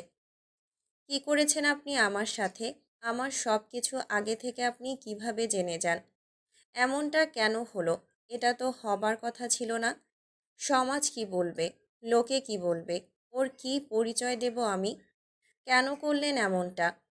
এলিজাবেথ হাঁপিয়ে ওঠে। রিচার্ড কোনরূপ প্রত্যুত্তরের বিপরীতে ওকে নিয়ে বেডে বসল। গম্ভীর গলায় বলল, লোকে কেন কিছু বলবে? কি বলবে জানেন না আপনি? আমার সাথে সাথে আমার গর্ভকেও কলঙ্কিত করেছেন আপনি। এই বাচ্চার কোনো পরিচয় নেই সমাজে। রাখতে চাই না আমি ওকে। এলিজাবেথ ছিটকে গিয়ে পড়ল বেডে।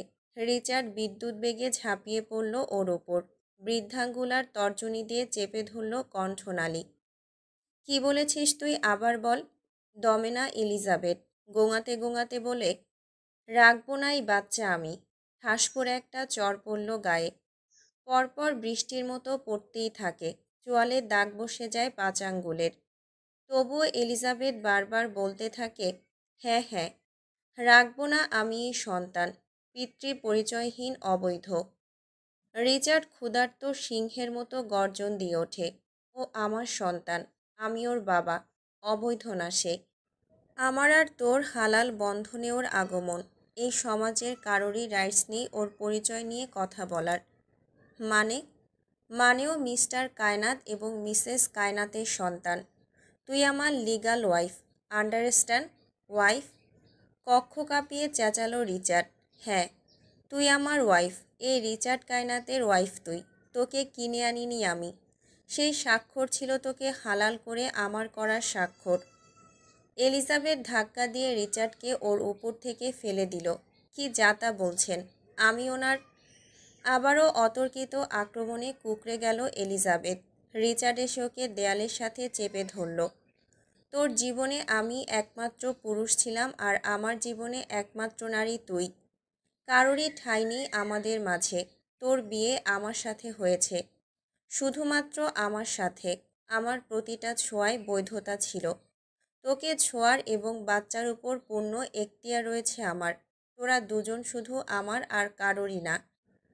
You are my partner now and always, through every moment, every breath, bound beyond time, forever yours. Elizabeth অবিশ্বাস্য নজরে চেয়ে আছে রিচার্ডের দিকে। নেত্রদয়ে চকচকে কৌতূহল লেপ্টে আছে। তাহলে সেদিনের বিয়ে? হাসতে হাসতে দূরে সরে আসলো রিচার্ড। এলিজাবেথের পা সযত্নে বেডে তুলে দিয়ে ওর উরুতে মাথা রেখে শুয়ে পড়ল। রিচার্ড কায়নাত এক রহস্যের মরুদ্যান, যেখানে কেউ আজও পৌঁছাতে পারেনি। যেখানে আমি মাত্র 25 মিনিটেই যার প্রতিটা অধ্যায় উল্টে ফেলেছি, তাকে নিজের বলে মেনে নিয়েছি। অস্থির এক ঝড়ে পড়ে বিয়ে করার সিদ্ধান্ত নিয়েছিলাম। সে অন্য কারোর হবে? অসম্ভব। তুই আমার ছিলি, আমার আছিস, আমারই থাকবি। আর যদি কেউ তোকে ছিনিয়ে নেওয়ার সাহস করে, তবে তাকে মাটির নিচে চাপা দিতে আমি এক মুহূর্ত দেরি করব না। এলিজাবেথ রিচার্ডের উপর উৎসুক হয়ে ঝুঁকে আছে। চোখগুলো প্রশ্নবিদ্ধ করে রেখেছে রিচার্ডকে। রিচার্ড চোখ উল্টে তাকালো ওর দিকে।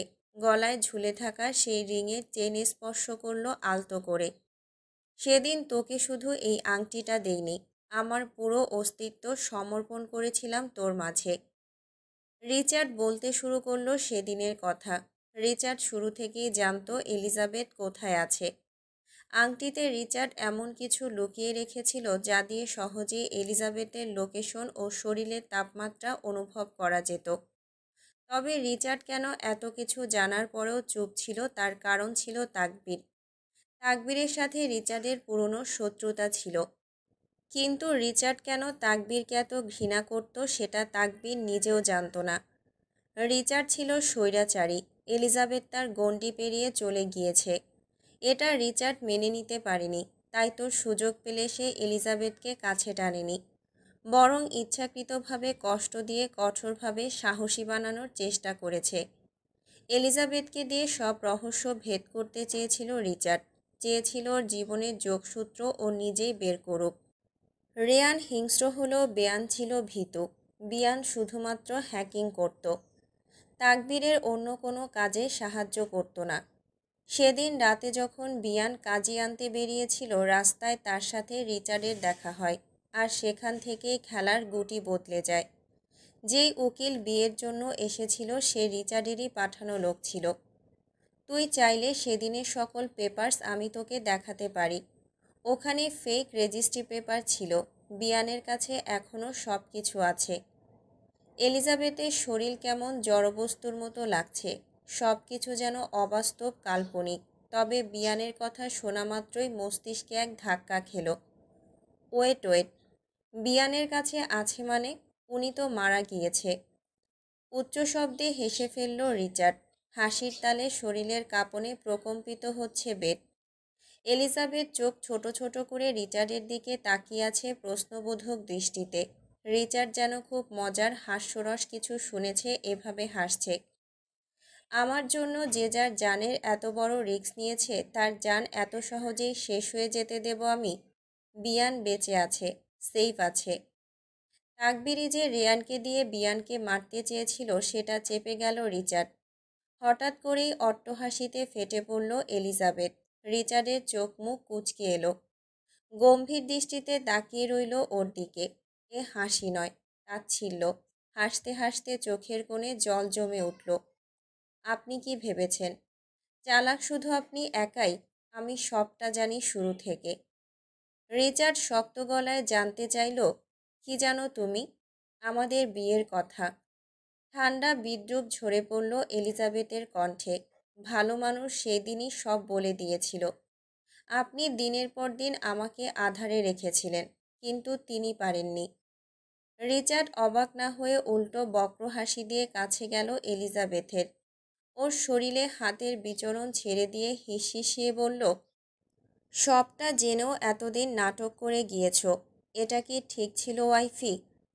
ছিটকে দূরে সরে গেল এলিজাবেথ।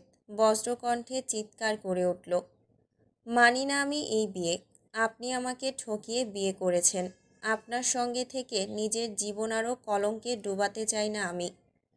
রিচার্ডের সংযম তখনও নিয়ন্ত্রণে, কণ্ঠে শুধু শীতল কাঠিন্য ঝরে পড়ল। হালাল সঙ্গী আর সঙ্গীর ছোঁয়ায় কলঙ্ক থাকে না রেড, বরং তার সমস্ত কলঙ্ক মুছে দেয়।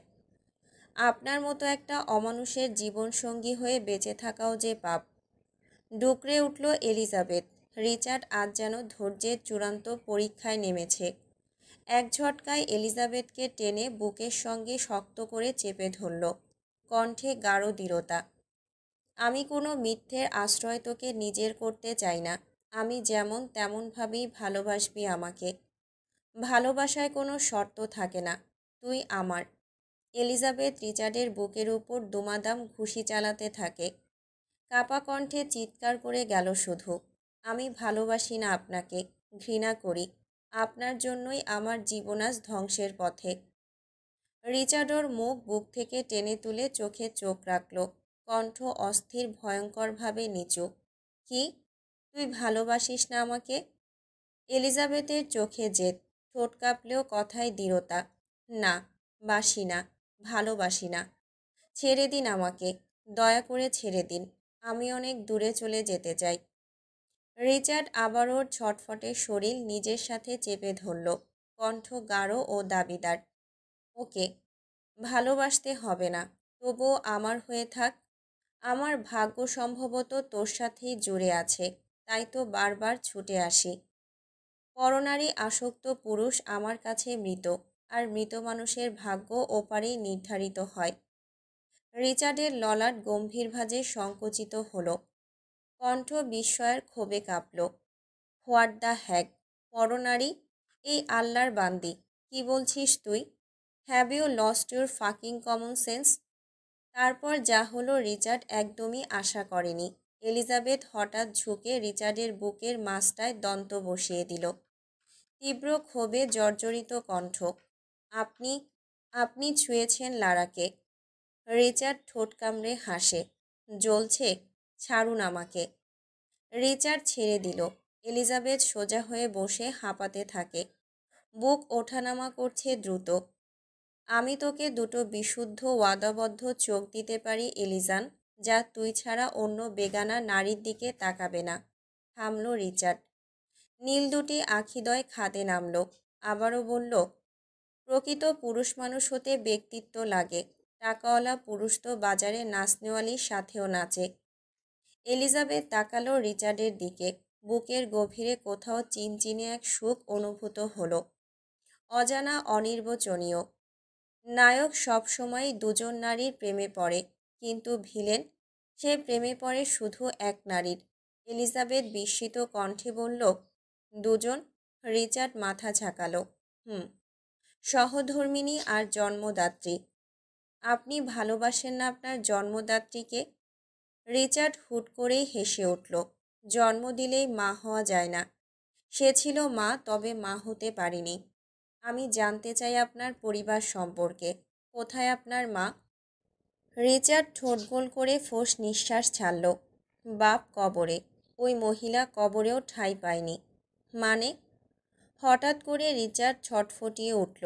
হুড়মুড়িয়ে গিয়ে জড়িয়ে ধরল এলিজাবেথের কোমর। আমি দুর্ভাগ্য নিয়ে জন্মেছি, কিন্তু তা নিয়ে মরতে চাই না।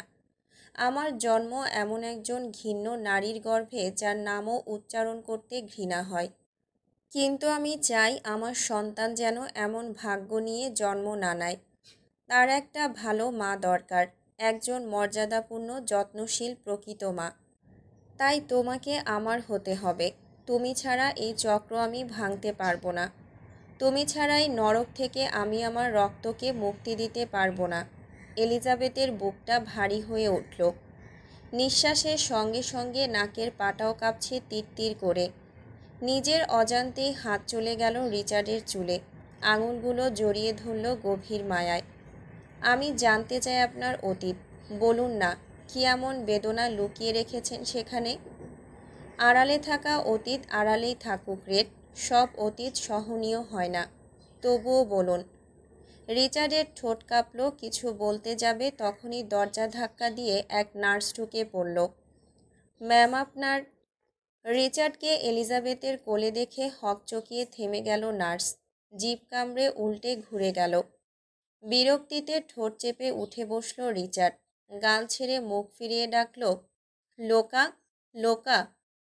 লুকাস আশেপাশেই ছিল। তড়িঘড়ি করে ছুটে এলো। নার্সকে দেখে ভ্রুকুচকে তীব্র স্বরে বলল, কি হয়েছে? রিচার্ড এক নিঃশ্বাসে ঝাঁঝিয়ে ওঠে। এই মুহূর্তে কাজী নিয়ে আসো। খুঁজে দেখো এখানে কে কে এখনো বিয়ে করেনি। সবগুলো রাস্কেলের বিয়ে দিয়ে ছাড়বো আজ। দেনমোহরের সব টাকা আমি দেব। নিজেদের নেই বলে এরা অন্যদের প্রাইভেসি বোঝে না। নার্স হতবম্ব হয়ে দাঁড়িয়ে থাকলো। কিছু কিছু অদ্ভুত প্রাণী আছে পৃথিবীতে যাদের বুদ্ধি হাঁটুতে থাকে। তেমনি এই আর এক বিরল প্রাণী নার্স। ভয় পেয়েও সাহস করে জবাব দিল, স্যার, এটা তো হাসপাতাল, এখানে প্রাইভেসি। রিচার্ড তেলে বেগুনে জ্বলে ওঠে। স্বামী স্ত্রীর যেখানে দরকার সেখানেই প্রাইভেসি। তার কোনো বাধা মানে না। কিন্তু এটা তো। লুকাস, একে আমার চোখের সামনে থেকে সরাও, মেরে ফেলবো কিন্তু। লুকাস ঝটপট নার্সের হাত টেনে বলল, এই মেয়ে, চলো চলো, বেশি কথা বলো না। বিয়ে করলেই বুঝবে মুড যখন তখন যেখানে সেখানে চলে আসে। লুকাস মেয়েটার হাত টেনে বাইরে নিয়ে যেতে যেতে বলল, শোনো মেয়ে, ওরা স্বামী স্ত্রী, আর স্বামী স্ত্রীর মুডের সঙ্গে হাসপাতাল টাসপাতাল যায় না। শুরু হয়ে যায় যেখানে সেখানে যখন তখন যেভাবে ইচ্ছে সেভাবে। মেয়েটা একগাল বিস্ময়ে বলল, ও আচ্ছা। লুকাস মাথা নেড়ে গম্ভীর স্বরে বলল, হুম, এসব এখন বুঝবে না। আগে বিয়ে করো, তারপর বুঝবে সেই স্বাদ। বোঝার জন্য বিয়ে করতে হবে। কি স্বাদ? ওই যে বললাম, বিয়ে করো, না হয় বুঝতে পারবে না। মেয়েটা মাথা চুলকাতে চুলকাতে মলিন স্বরে বলল, কিন্তু মা তো বলে আমাকে নাকি কেউ বিয়ে করবে না, কারণ আমার মাথায় একটা তারের সমস্যা আছে। আপনি করবেন আমাকে বিয়ে? তারপর না হয় ধীরে সুস্থে দেখিয়ে শুনিয়ে সব বুঝিয়ে দিলেন। লুকাস থমকে গেল, চোখ কপালে উঠে গেল তার। হোপ মেয়ে, যা বাবা, আমি তোমাকে অ্যাডভাইস দিলাম আর তুমি আমার সর্বনাশ করার চেষ্টা করছো। এজন্যই মানুষের ভালো করতে নেই, খাইতে দিলে শুইতে চায়। ছি, এসব কি বলছেন আপনি? আমি কেন আপনার সর্বনাশ করতে যাব? লুকাস নাক টানল। আরে মেয়ে, যা করার তা তো করেই ফেলেছ। তুমি জানো তোমার একটা কথায় আমার শরীর থেকে কয় ফোঁটা পুষ্টিকর পানি বিসর্জন হলো? কতটুকু শক্তি হারিয়ে ফেললাম? মেয়েটা অবাক হয়ে তাকালো। ও মা, কোথায় পানি? আশ্চর্য, ঘাম ঝরবে কেন? এখানে তো এসি চলছে। লুকাস দীর্ঘশ্বাস ফেলল। এটা ঘাম না সিস্টার, তাই তো বললাম বিয়ে করো, বুঝতে পারবে সবই। গেলাম আমি, এখন আমার সুইটিকে খুব দরকার। এই বলে লুকাস ছুটতে ছুটতে পকেট থেকে ফোন বের করল। সুইটিকে কল করতে করতে গলা ছিঁড়ে গান ধরল। আয়না করি ফষ্টি নষ্টি, দেখতে নোনতা খেতে মিষ্টি। ও সুইটি, ও সুইটি, কাছে আসো না। এলি, আমি খুব তৃষ্ণা অনুভব করছি। এই মুহূর্তে তোকে আমার খুব দরকার, খুব করে। Please consider my boy. Your daddy badly needs your mom. Richard দরজা আটকে এক পা করে এগিয়ে যেতে থাকে। এলিজাবেথ শুকনো ঢোক গেলে ভয়ে পিছিয়ে যায়। শরীরের প্রতিটা কণা সরে যাওয়ার জন্য আহ্বান জানাচ্ছে। Something about you, do you feel the way I do? There is magic in the room, tell me do you feel it too? এলিজাবেথের গলা ভয়ে আটকে যায়, কথা যেন আর বের হয় না। না না, আমি ফিল করি না, কিচ্ছু ফিল করি না। ফাক, হু কেয়ার্স, আমি ফিল করছি। Just be my lady sweetheart. একদম কাছে আসবেন না। আসবো, খুব কাছে আসবো, খুব গভীরে মিশে যাব। আমি ওয়ার্ন করছি, কাছে আসবেন না, আমি চেঁচাবো। রিচার্ড গিয়ে হাঁটু গেড়ে বসলো এলিজাবেথের পাশে। গলায় ছিল পুরুষালী ও হাস্কি স্বর। চেঁচাও। তোমার চিৎকার চেঁচামেচি যদি আমাকে আটকাতে পারত, তাহলে তোমার পেটে আমার অস্তিত্ব থাকতো না। সে কিন্তু এমনি এমনি আসেনি। এলিজাবেথের দেহ থরথর করে কাঁপছে। অতীতের ঘা যেন নতুন করে ফুটে উঠল তার চামড়ার নিচে। সেই তীব্র অপমান, সেই অসহায় আর্তনাদ, সেই রাতগুলোর নিঃসঙ্গতা। রাগে কষ্টে হতাশায় হাতের তুলোর বালিশটা ছুঁড়ে মারল রিচার্ডের মুখে। আর কতবার ভাঙবেন আমায়? কেন বারবার ফিরে আসেন? আজ বউ বলে দাবি করছেন, তাই না? এতদিন কোথায় ছিলেন? আমার সন্তানের ভাগ নিতে এসেছেন এখন, তাই না? না না, ওকে আমি আপনাকে দেব না। ও শুধু আমার। আপনার কালো ছায়া ওর গায়ে পড়তে দেব না আমি। রিচার্ড কাছে আসতে গেলে এলিজাবেথ পিছিয়ে যায়, ওর চোখে ভয় আর তীব্র ঘৃণা। রিচার্ড শান্ত কণ্ঠে বলল, এলিজান, লিসেন। কি বলবেন? নিজের পাপ ধুয়ে ফেলতে চান? আপনারা পুরুষরা তো এটাই পারেন। একবার কাছে টেনে নেন, বিশ্বাস গড়ে তোলেন, তারপর বিন্দুমাত্র ভাবনা ছাড়াই ছুঁড়ে ফেলেন। আমায় কি কখনো মানুষ মনে হয়নি? একবারও মনে হয়নি আমিও কষ্ট পাই? কি ভেবেছেন আমি সব ভুলে গেছি? সেদিন আমি পায়ে পড়েছিলাম আপনার, বলেছিলাম আমার সঙ্গে আসতে, তবুও আপনি আসেননি। কেন? কেন আমায় এতগুলো দিন পরিত্যক্ত করে রাখলেন? আপনি হয়তো ভুলে গেছেন, কিন্তু আমার শরীরের প্রতিটা ক্ষতচিহ্ন বহন করে আপনার হিংস্রতার স্মৃতি। আমি বা আমার সন্তান, আমাদের কেউই আপনার কাছে নিরাপদ না। রিচার্ডের চোখে অনুশোচনার ছায়া। নিঃশ্বাস টেনে বলল, আমরা নতুন করে শুরু করতে পারি রেড। যা করেছি সব তোমার ভালোর জন্যই করেছি। প্লিজ একবার চান্স দাও। এলিজাবেথ চোখে পানি সমেত হাসল। চোখের জল মুছে তাচ্ছিল্য করে বলল, নতুন করে? আপনি কোনো দ্বিতীয় সুযোগ ডিজার্ভ করেন না মিস্টার রিচার্ড। কিছু ভাঙলে তা জোড়া লাগলেও দাগ রয়ে যায়, আর আমার হৃদয়ে যে ফাটল ধরিয়েছেন তা কোনো দিনও সারবে না। Red, please understand. তালাক চাই আমি। Red, I am losing my patient. হ্যাঁ, হ্যাঁ, আমি তালাক চাই। রিচার্ডের চোখে অন্ধকার নেমে আসছে।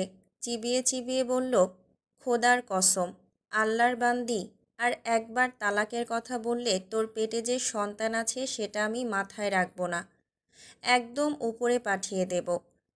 এলিজাবেথের চোখে আগুন জ্বলছে, ভয় নেই, এক বিন্দু দ্বিধাও নেই। অনবরত বলে যেতে থাকলো, থাকবো না আমি আপনার সাথে, এমন মানুষের সঙ্গে সংসার হয় না, আমি তালাক চাই, আমি মুক্তি চাই। রিচার্ডের ধৈর্যের শেষ বাঁকটুকুও ভেঙে গেল। হিংস্র পশুর মতো হাত ছুটে গিয়ে চেপে ধরল এলিজাবেথের গলা। যে কোনো মেয়ের আংশিক দৃষ্টিভঙ্গি অবধি আমার দৃষ্টি কাটতে পারিনি, সেখানে এক দেখাতেই তুই আমার হৃদয় দখল করে নিয়েছিস, আর সেই তুই কি না আজ তালাক চাইছিস? এলিজাবেথ শ্বাসরুদ্ধকর অবস্থায়ও একই তেজ নিয়ে বলল, কোনো মেয়ের দিকে না তাকালেও তো আমার সতীত্ব ঠিকই আত্মসাৎ করে নিয়েছিলেন। নারীর অনুমতি ব্যতীত শরীর স্পর্শ করাকে ধর্ষণ বলে। হ্যাঁ, আমি তোর সতীত্ব হরণ করেছি, এটাই আমার স্বভাব, এটাই আমার চরিত্রের সঙ্গে যায়। আমি বদলাতে পারবো না নিজেকে। অনুমতি চাওয়া, নরম আদর, এগুলো যায় না আমার সাথে। আমি যেমন তেমনই থাকবো। তবে একটা জিনিস আমি পারবো, সেটা হলো তোকে স্বীকৃতি দেওয়া। তুই আমার নাম বহন করবি, আমার পরিচয়ে বাঁচবি। মানে? রিচার্ড ছেড়ে দিল এলিজাবেথের গলা। কিছুটা দূরে সরে এসে নীরের ঠান্ডা স্বরে বলল, তোকে আবার বিয়ে করব। এবার পুরো শহর জানবে। বিস্ময়ে শব্দ করে উঠল এলিজাবেথ। কি? শরিয়ত মোতাবেক পুরুষের 4টা বিয়ের অনুমতি রয়েছে, আমিও 4টা করব। তবে কনে প্রতিবার একজনই থাকবে। প্রথমবার না জানিয়ে করেছি, দ্বিতীয়বার জোর করব, তৃতীয়বার তোমার ইচ্ছেতে করব।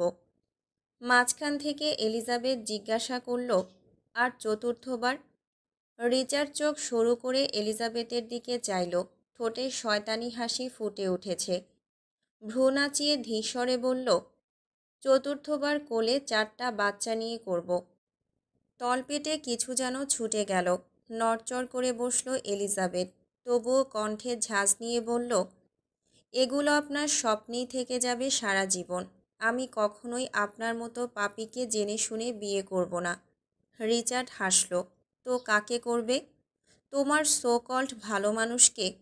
হে! এই একটা শব্দই যথেষ্ট ছিল রিচার্ডের থমকে যাওয়া মস্তিষ্ককে ফিরিয়ে নিতে তার পৈশাচিক আত্মায়। এক হিংস্র গর্জনে ঝাঁপিয়ে পড়ল রিচার্ড এলিজাবেথের উপর, বালিশ চেপে ধরল মুখে। হিংস্রতার প্রভাবে ফিসফিস করে উঠল পৈশাচিক সাইকোপ্যাথ মস্তিষ্ক। তুই আমার হবি না তো কারোরই হবি না। হাত পা ছুঁড়ে ছটফট করতে লাগলো এলিজাবেথ, অথচ রিচার্ডের মধ্যে তখন ভর করেছে এক অশুভ ছায়া। ওর হাত শক্ত, দৃষ্টি উন্মাদ, শরীরে কাঁপুনি। তবুও সে থামছে না যতক্ষণ না এলিজাবেথের হাত পা শিথিল হয়ে পড়ে। সমুদ্রনীল চোখে আগ্নেয়গিরির অগ্ন্যুৎপাত জমাট বাঁধছে। এলিজাবেথ যখন নিস্তেজ হয়ে গেল, রিচার্ডের হুঁশ ফিরে এলো। বালিশ সরিয়ে নিতে গিয়ে বুক কেঁপে উঠল। এলিজাবেথের মুখ নীল হয়ে গেছে। রিচার্ড অস্থির হয়ে পড়ল। বারবার ডাকতে থাকে এলিজাবেথকে, সাড়া দেয় না এলিজাবেথ। রিচার্ড এলিজাবেথকে কোলে তুলে নিয়ে সোজা বাথরুমে ঢুকল। ট্যাবের নিচে বসিয়ে দিল ওকে। কপালে হাত রেখে ঠান্ডা পানির ঝাপটা দিল মুখে। একটা কাশি, অতপর ধীরে ধীরে চোখ খুলল এলিজাবেথ। রিচার্ডের শরীরে প্রাণ ফিরে এলো মুহূর্তেই। গভীর শ্বাসে কেঁপে উঠল বুক। 2 হাতে শক্ত করে চেপে ধরল ওকে। এলিজান, আই অ্যাম সরি জান। তুই ঠিক আছিস তো? আমি সরি। শব্দগুলো কাঁপছে। রিচার্ডের নিঃশ্বাসে আতঙ্ক, আঙুলে ব্যাকুলতা। তুই আমাকে ছেড়ে যাওয়ার কথা বললি আমার কি যেন হয়ে যায়। আমি আর নিজের মধ্যে থাকি না।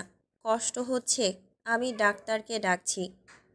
এলিজাবেথ স্পষ্ট অনুভব করতে পারছে রিচার্ডের বেসামাল হৃদস্পন্দন। ওর নিজের শরীরে বালির মতো সামান্য শক্তিও অবশিষ্ট নেই। ঠায় রয়ে গেল রিচার্ডের বুকে লেপ্টে। গলার ভেতর থেকে বেরোলো কর্কশ এক গোঙানি। দুর্বল কণ্ঠে বলল, আমি ঠিক আছি। রিচার্ড যেন পাগল হয়ে গেছে। অঝরে চুমু খেতে লাগলো ওর মাথায়, কপালে, চোখে।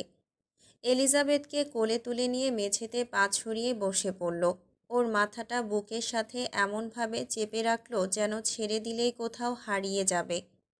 এভাবে নীরবে একে অপরের সাথে মিশে কেটে গেল কিছু মুহূর্ত।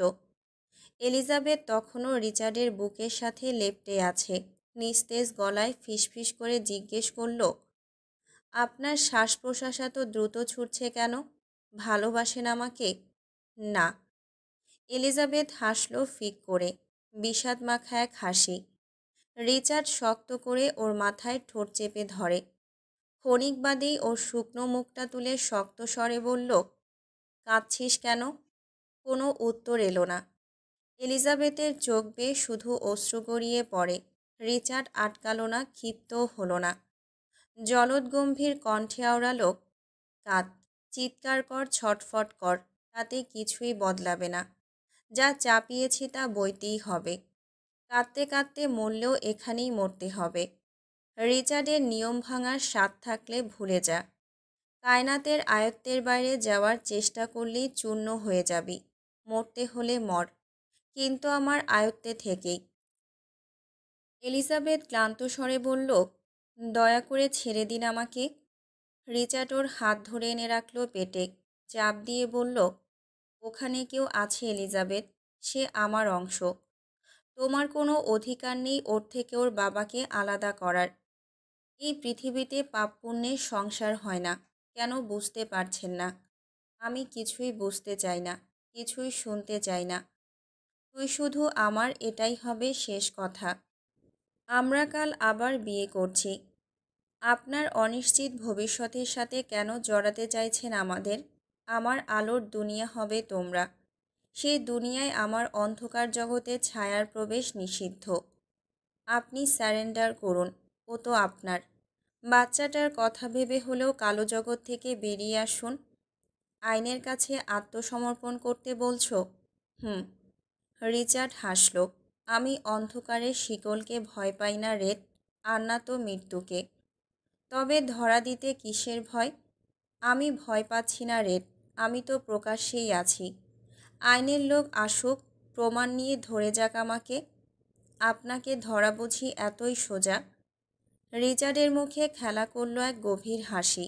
কথাটা ওর ভালো লেগেছে। চুপ করে চুমু খেলো এলিজাবেথের গালে। এতক্ষণে লাইনে এসেছ। যদি কখনো এমন হয় আপনার সব রাস্তা বন্ধ, আইনের কাছে আত্মসমর্পণ ছাড়া আর কোনো উপায় নেই, তখন কি করবেন? শান্ত সমুদ্র থেকে কখনোই দক্ষ নাবিক তৈরি হয় না রেড, বরং অশান্ত সমুদ্রই তৈরি করে তাদের যারা সাঁতার জানে। স্রোত তাদের ভাসিয়ে নিতে পারে কিন্তু ডুবাতে পারে না। আমার যে খুব শখ আপনাকে ডুবানোর, তাই। আচ্ছা। কি আচ্ছা? আমি সর্বোচ্চ চেষ্টা করব তোমাকে সুযোগ দেওয়ার, আমাকে ডুবানোর। এই বলে রিচার্ড এক ঝটকায় এলিজাবেথকে কোলে তুলে নিল, সোজা গিয়ে বিছানায় শুইয়ে দিল। আপনাকে ধ্বংসের অস্ত্র আসছে মিস্টার কায়নাত। রিচার্ডের চোখ একবার নামল এলিজাবেথের উদরের দিকে। গভীর দৃষ্টি নিয়ে বলল, তোরা মেয়েজাত এত খারাপ কেন রে? বলতো, নিজেদের স্বার্থের জন্য এই নিষ্পাপ সত্তাগুলোকেও ব্যবহার করতে পিছুপা হস না? ওর বাপের ভালোর জন্য যে ওর মাকে একটু স্বার্থপর হতেই হবে? তাহলে বিয়ের জন্য রাজি হয়েই গেলে। আপনাকে ধ্বংস করার জন্য যে আপনাকে আমার খুব কাছে থাকতে হবে। দিন দিন চালাক হয়ে যাচ্ছ red, this is not fair. প্রস্তুত হন তবে। আমি এমনিতেই ধ্বংস। আমাকে ধ্বংস করতে আসলে ধ্বংস করতে পারবে না তুমি, উল্টো ঝলসে যাবে। চেষ্টা করে তো দেখাই যায়, হেরে যাবে। যেদিন হেরে যাব সেদিন থেকে আর চেষ্টা করব না। মেরে ফেলবো আপনাকে, সাথে নিজেও মরে যাব। মুখের কথা না, আমি করে দেখাবো। রিচার্ড এলিজাবেথের পাশে এসে বসল। সাথে মরবে? কেন, একা থাকতে কষ্ট হবে বুঝি? না, স্বচক্ষে দেখতে চাই নরকের কোথায় ঠাঁই হয় আপনার। আপনার মৃত্যু আমার হাতেই হবে রিচার্ড কায়নাত। রিচার্ড হাসল গভীর নিঃশব্দ, অথচ তাতে এক ধরনের শীতল সম্মতি লুকিয়েছিল। সঙ্গী যদি হও তুমি, তবে মৃত্যু কবুল। ওকে, ডিল। না। কেন? ডিল হোক, তোমার হাতে আমার মৃত্যু হবে, উপসংহারে তুমি থাকবে বেঁচে। কেন? রিচার্ড হাত রাখল এলিজাবেথের গালে, খাদযুক্ত কণ্ঠে বলল, my own death doesn't scare me darling, but yours, oh I can't even imagine the thought of losing you, unbearable. মানুষটা এমন কেন? চোখ ভরা ভালোবাসার আরতি, কণ্ঠে হারানোর ভয়। তবুও প্রকাশে এত সংকোচ কেন? কিসের ভয়? এলিজাবেথ উঠে আছড়ে পড়ল রিচার্ডের বুকে। সেও তো একটা সুন্দর সংসার চেয়েছিল, স্বপ্ন দেখেছিল ভালোবাসার। ভুল মানুষকে ভালোবেসে ফেললেও তার ভালোবাসায় কোনো খাদ ছিল না, ছিল না তার বিশ্বাসে। তবুও কেন বারবার আঘাত পেতে হয় ভালোবাসার মানুষের কাছ থেকে? কেন এত বড় ধাক্কা খেল সে বিশ্বাসী মানুষটার কাছে? রিচার্ড নিজের সাথে মিশিয়ে নিল দুর্বোধ্য ভঙ্গুর মেয়েটাকে। সে এত চেষ্টা করেও পারেনি ওকে শক্ত করতে। খুব বেশি নরম এই মেয়ে, আর এটাই তো তাকে প্রেমে পড়তে বাধ্য করেছিল। এই যে দেখ এলি, বিশ্বাস কর, কাদার জন্য হলেও তোর আমার এই শক্ত বক্ষপট দরকার। এলিজাবেথ ফুপিয়ে কাঁদতে কাঁদতে ফ্যাঁসফেঁসে কণ্ঠে বলতে থাকে, আমি কেন বারবার ঠকে যাই? কেন আমার সাথেই এমন হয়? যাকে আমি আগলে ধরতে চাই সেই আমাকে ছলনা দিয়ে পিষে দেয়। কেন? রিচার্ড বুঝতে পারল এলিজাবেথ কী নিয়ে কথা বলছে। গাড়িতে থাকতেই সে সব দেখেছিল। আরও যে অনেক কিছুই তোমার অজানা রেত, সেগুলো সামনে আসলে কিভাবে সহ্য করবে তুমি? তোমার জন্য যে আমি প্রতিবার লক্ষ্যে পৌঁছেও পিছিয়ে যাচ্ছি, এর নৃশংস প্রতিশোধের প্রভাব যে তোমার কোমল মনের উপরেও পড়বে। মনে মনে আওড়ালো সে। আমার যে আর বিশ্বাসের কেউ রইল না, একলা হয়ে গেলাম আমি। বুকের সাথে আরও শক্ত করে মিশিয়ে নিল রিচার্ড। তোর রিচার্ড এখনও বেঁচে আছে এলিজান। তোকে যে কষ্ট দেবে তার কলিজা হাত দিয়ে টেনে বের করে আনব। এলিজাবেথ বুক থেকে মুখ তুলে রিচার্ডের দিকে চাইল, চোখে মুখে নিঃশব্দ তিরস্কার, চাপা অভিমান। তাই বুঝি? তাহলে ওনাকে কেন বাঁচিয়ে রেখেছেন? উনিও তো আমার দিকে তাকায়, আমাকে ভালোবাসে, কাছে পাওয়ার ইচ্ছে পোষণ করে। আমাদের মধ্যে কি যোগসূত্র রয়েছে তা আমি জানি না। কেন আপনাদের মধ্যেই শত্রুতা? আমি জানি এর কারণ শুধু আমি নই। রিচার্ডের চোখে প্রতিহিংসার আগুন দাউ দাউ করে উঠল। যাকে মারার কথা বলছিস তার মৃত্যু অনিবার্য, তবে অস্ত্রের মৃত্যু তার জন্য খুব সহজ হয়ে যায়। তার জন্য ভয়ঙ্কর মৃত্যু অপেক্ষা করছে। তাকে আমি মারব না, সে মরবে। মরার আগে তার আত্মা ছুটে পালাতে চাইবে। মানে? রিচার্ড চোখ নামালো না, বরং আরও তীক্ষ্ণ হলো ওর দৃষ্টি। আমি ক্ষমায় বিশ্বাসী নই, আমি গিভ অ্যান্ড টেকে বিশ্বাসী। ধাক্কা দিলে ধাক্কা খেতেই হবে, রক্ত ঝরালে রক্তের বন্যা বইয়ে দেব আমি। আমার প্রতিশোধ সবসময় একটু এক্সেপশনাল হয়, যেখানে প্রতিটা ক্ষত চিরকাল মনে থাকে, প্রতিটা প্রতিশোধ হয়ে থাকে এক অগ্নিপথ। সে যেন কেন চাইলেও লোকটার ভালোবাসা উপেক্ষা করতে পারে না, শুধু পাপগুলো দেখেও ভুলতে পারে না তার হৃদয়ের গভীরতা। এই জগৎটাই এমন, সারা জীবন ভালো থাকলেও একটুখানি ভুলের জন্য মানুষ সারা জীবনের গুণ ভুলে যায় আর বদনাম ছড়িয়ে বেড়ায়। কিন্তু এই লোকটা, যিনি মুখে ভালোবাসি বলে না কখনোই, তবুও যত্নের কোনো শেষ নেই। সাথে না রাখলেও বিপদে পড়লেই সবার আগে ঝাঁপিয়ে পড়ে। এই যে লোকটা সবসময় কাজে মগ্ন থাকে, যার স্বাচ্ছন্দ্য সবসময় কাজের মধ্যে, যে কখনোই নিজের জন্য এক সেকেন্ডও সময় ব্যয় করে না, সেই লোকটাই বসে আছে এক ছোট্ট চারকোনা দেয়ালে আবদ্ধ কক্ষে, শুধু এক অমূল্য মুহূর্তের জন্য। হ্যাঁ, হয়তো হাতে গোনা কয়েকটা কথা ছাড়া কিছুই বলেনি, তবে যত্নের এক বিন্দুও কমতি নেই। খাইয়ে দিল, মাথায় মৃদু হাতে স্পর্শ করল। কিছু বলছে না, তবে একটু পর পর শুধু হুটহাট পেটে চুমু খাচ্ছে। বাবা হলে কি মানুষ এতটাই ভঙ্গুর হয়ে যায়? এই যে রিচার্ড এলিজাবেথকে এখনই কোলে করে ওয়াশরুমে নিয়ে যাচ্ছে, হাঁটতে দেয়নি এক মুহূর্তের জন্য এখনো পর্যন্ত। এলিজাবেথও বাধা দেয়নি। বরং সুযোগ দিয়েছে তার বাবা হয়ে ওঠার আনন্দ অনুভব করার। কিন্তু সেই লোক তো ভাঙবে না। আচরণে গম্ভীর ভাব রয়ে গেছে, তবুও নজর সব দিকে। দুই পায়ের মাঝে এলিজাবেথকে চেপে বসিয়ে রেখেছে রিচার্ড, যেন নড়তে না পারে। আসার পর থেকেই দেখতে পাচ্ছে মেয়েটার চুলগুলো খুব এলোমেলো। এই মেয়ে বড়ই উদাসীন নিজের যত্নে। বাধ্য হয়ে রিচার্ড নিজে বসে পড়ল হাতে চিরুনি নিয়ে। যদিও এলিজাবেথ মহাকাশে পৌঁছে গিয়েছিল বিস্ময়ে, তবে ধীরে ধীরে সরে নেয়। চুপ করে থাকতে থাকতে মাথা ঘোরাচ্ছে এলিজাবেথের।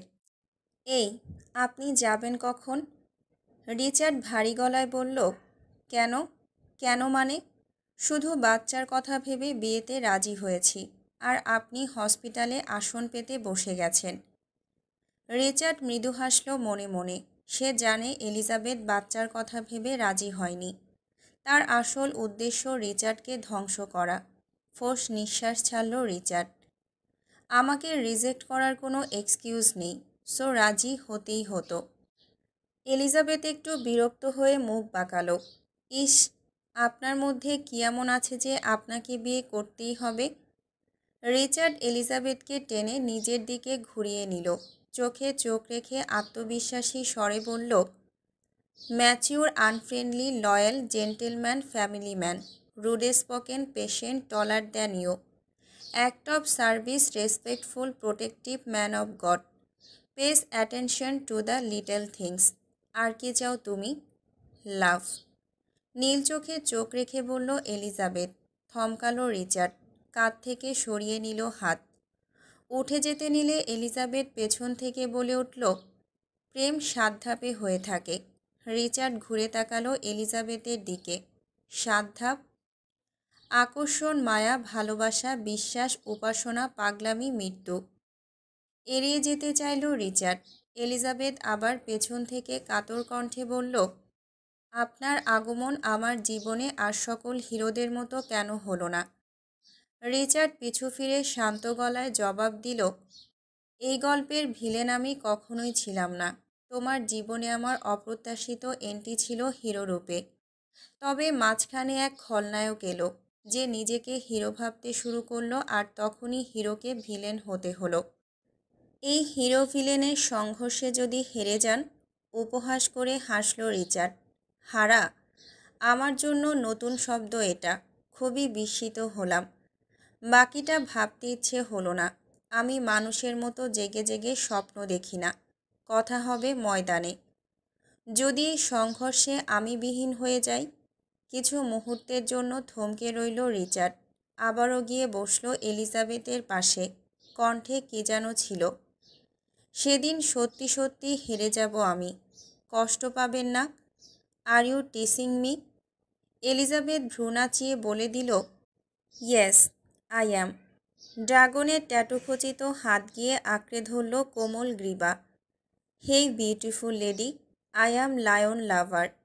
অ্যান্ড জানোই তো বনের রাজা সিংহ কেন? তোর একটা চুলও কেউ স্পর্শ করতে পারবে না, অন্ততই রিচার্ড কায়নাত বেঁচে থাকতে।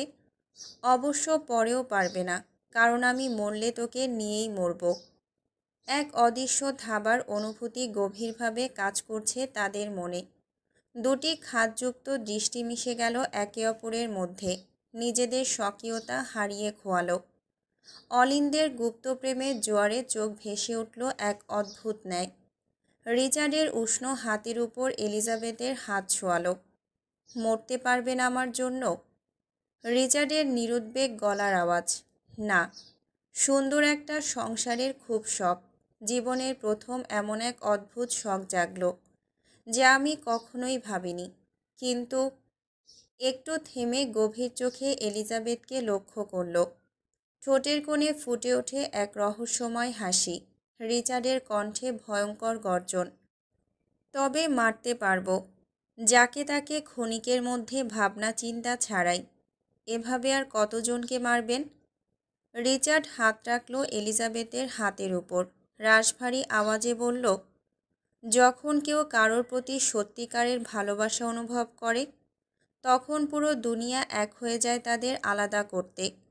শুধুমাত্র ভিলেনই পারে পুরো দুনিয়ার বিরুদ্ধে দাঁড়িয়ে সমস্ত বাধা ভেঙে তার আশিকিকে নিজের করে নিতে।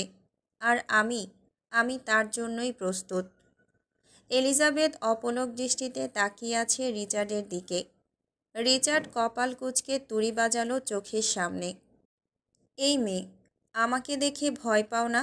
আর কোনো দিন যেন আমার চোখে চোখ রেখে কথা বলতে না দেখি। থতমত খেয়ে গেল এলিজাবেথ, তবুও দমল না। উল্টো কণ্ঠভরা তেজ নিয়ে বলল, আমি কারোর বাপকেও ভয় পাই না। রিচার্ড কাউকে কল করতে করতে ভাবলেশীন জবাব দেয়, কারোর বাপকে ভয় না পেলেও তোমার ছেলের বাপকে ঠিকই পেতে হবে। তখন থেকে দেখছি শুধু ছেলে ছেলে করছেন। আপনি কি করে জানেন ছেলেই হবে? মেয়েও তো হতে পারে। পকেটে ফোন রেখেও রিচার্ড আবারও গেল এলিজাবেথের কাছে। একটু ঝুঁকে পেটের ঠোঁট ছুঁয়ে দিল। আমি জানি ছেলেই হবে, আমার বিশ্বাস এটা। দ্বিতীয় কোনো নারীকে আমার জীবনে ঠাঁই দিতে চাই না। বলেই এলিজাবেথের কপালে পরশের ছোঁয়াকে হনহনিয়ে বেরিয়ে গেল কিছু বলার সুযোগ না দিয়ে।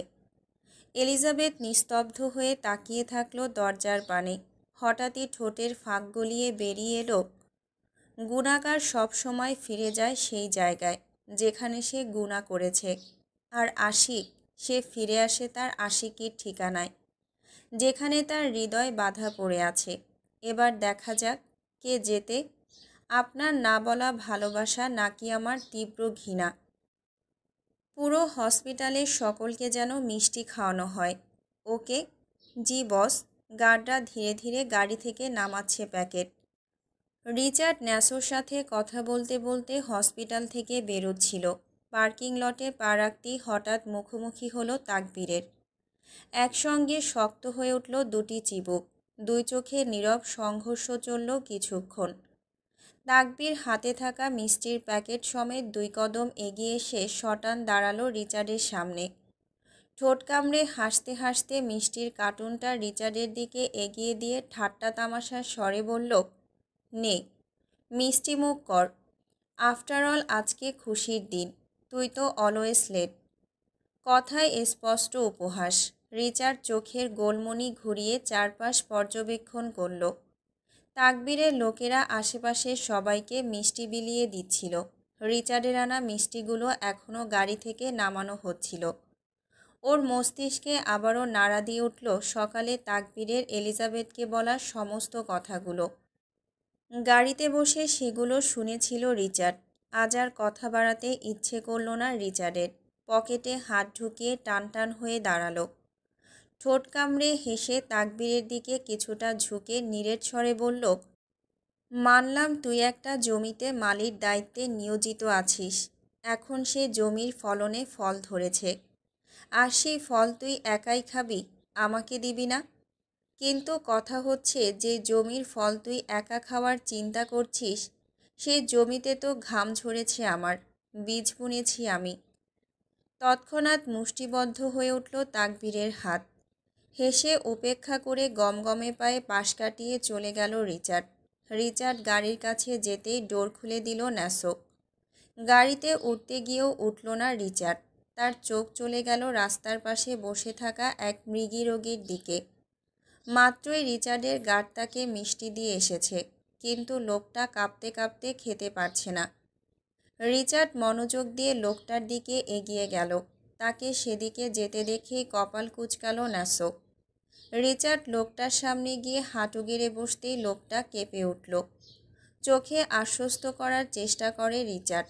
ঠান্ডা হতে বলল। নিজের হাতে একটা মিষ্টি তুলে ধরল লোকটার মুখে। লোকটা কিছুটা ইতস্তত বোধ করছিল। রিচার্ড হালকা হাসি ও মাথা নেড়ে খেতে বলল লোকটাকে। প্রশান্তিময় হাসি দিয়ে বলল, আজ আমি খুব খুশি। তাকবীর কেবিনে ঢুকতেই দেখল এলিজাবেথ নিশ্চুপে বসে আছে। চোখে মুখে ক্লান্তির ছাপ, দৃষ্টি ফাঁকা। লাল ঘন রেশমি চুল এলোমেলো, তবুও তাতে একটা সাজানো সৌন্দর্য লেগে আছে। আঁকাবাঁকা করে বিনুনি করা। তাকবীর গলা খাকারি দিয়ে ভেতরে গেল। Feeling better? এলিজাবেথ নিঃশব্দে মাথা নাড়ল। কোনো অভিব্যক্তি নেই মুখে। তাকবীর হেসে মিষ্টির প্যাকেট স্ট্রেচারের পাশে রাখল। তারপর একটা মিষ্টি তুলে ধরল ওর সামনে। হাঁ করো। এলিজাবেথ অবাক দৃষ্টিতে তাকাতেই দেরি না করে তাকবীর মিষ্টিটা সরাসরি ওর মুখে পুরে দিল। এরপর নিজেও একটা মুখে দিয়ে নিল। টিস্যু দিয়ে হাত মুছতে মুছতে বলল, এমন চুপচাপ কেন? খাও, কত খুশির দিন আজ। এলিজাবেথের গা গুলিয়ে ওঠে, তবুও কষ্ট করে মিষ্টিটা গিলে নিল। কিছু বলতে যাচ্ছিল, কিন্তু হঠাৎ তাকবীরের পাঞ্জাবির দিকে চোখ পড়তেই থমকে গেল। আপনার পাঞ্জাবিতে রক্ত আসলো কোথা থেকে? তাকবীর শুষ্ক ঢোক গিলে দ্রুত হাসল। একগাল হেসে গলা গভীর করে বলল, আরে আর বলো না, আসার পথে একটা বাচ্চা হুট করে গাড়ির সামনে পড়ে গেল। বেশ কয়েক জায়গায় কেটে গিয়েছিল। হাসপাতালে নিয়ে যাওয়ার সময় হয়তো লেগে গিয়েছে। এলিজাবেথ চোখ সরু করল। ওর দৃষ্টিতে সন্দেহ স্পষ্ট। কথাটা সে বিশ্বাস করেনি। কিছুক্ষণ তাকিয়ে থেকে গম্ভীর গলায় প্রশ্ন করল, আপনি কোথায় গিয়েছিলেন? তাকবীর গভীর শ্বাস নিল। কয়েক সেকেন্ড বাদে শান্ত কণ্ঠে বলল, পদত্যাগপত্র জমা দিতে। এলিজাবেথ ফোঁস করে নিঃশ্বাস ছেড়ে মাথা নুইয়ে ফেলল।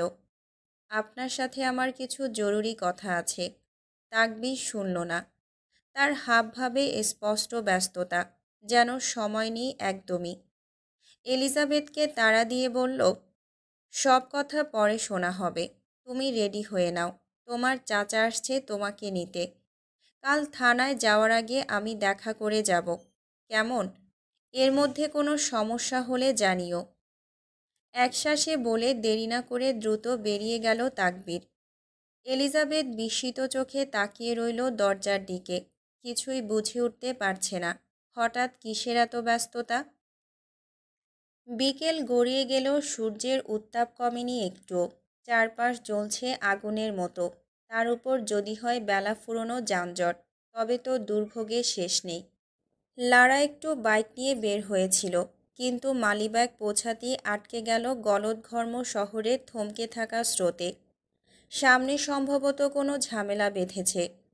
পুলিশের কড়া নজরদারি চলছে, কয়েকজনকে আটকেও রাখা হয়েছে। গরমে অতিষ্ঠ লারা ক্লান্ত হাতে চুল ছেড়ে দিয়ে গভীর শ্বাস নিল। বাংলাদেশের আবহাওয়ার সাথে লারার শরীর এখনও মানিয়ে নিতে পারেনি। ঘামে ভিজে যাচ্ছে একেবারে। হঠাৎ চোখ আটকাল সামনে। প্রেম বাইক থেকে নেমে কনস্টেবলদের সঙ্গে কথা বলছে। এক মুহূর্তে লারার ভেতরটা কেঁপে উঠল। অদ্ভুত এক শীতল স্রোত বয়ে গেল তলপেটে, যেন পুরনো স্মৃতির এক ঝলক ছুঁয়ে গেল ওর মাঝে।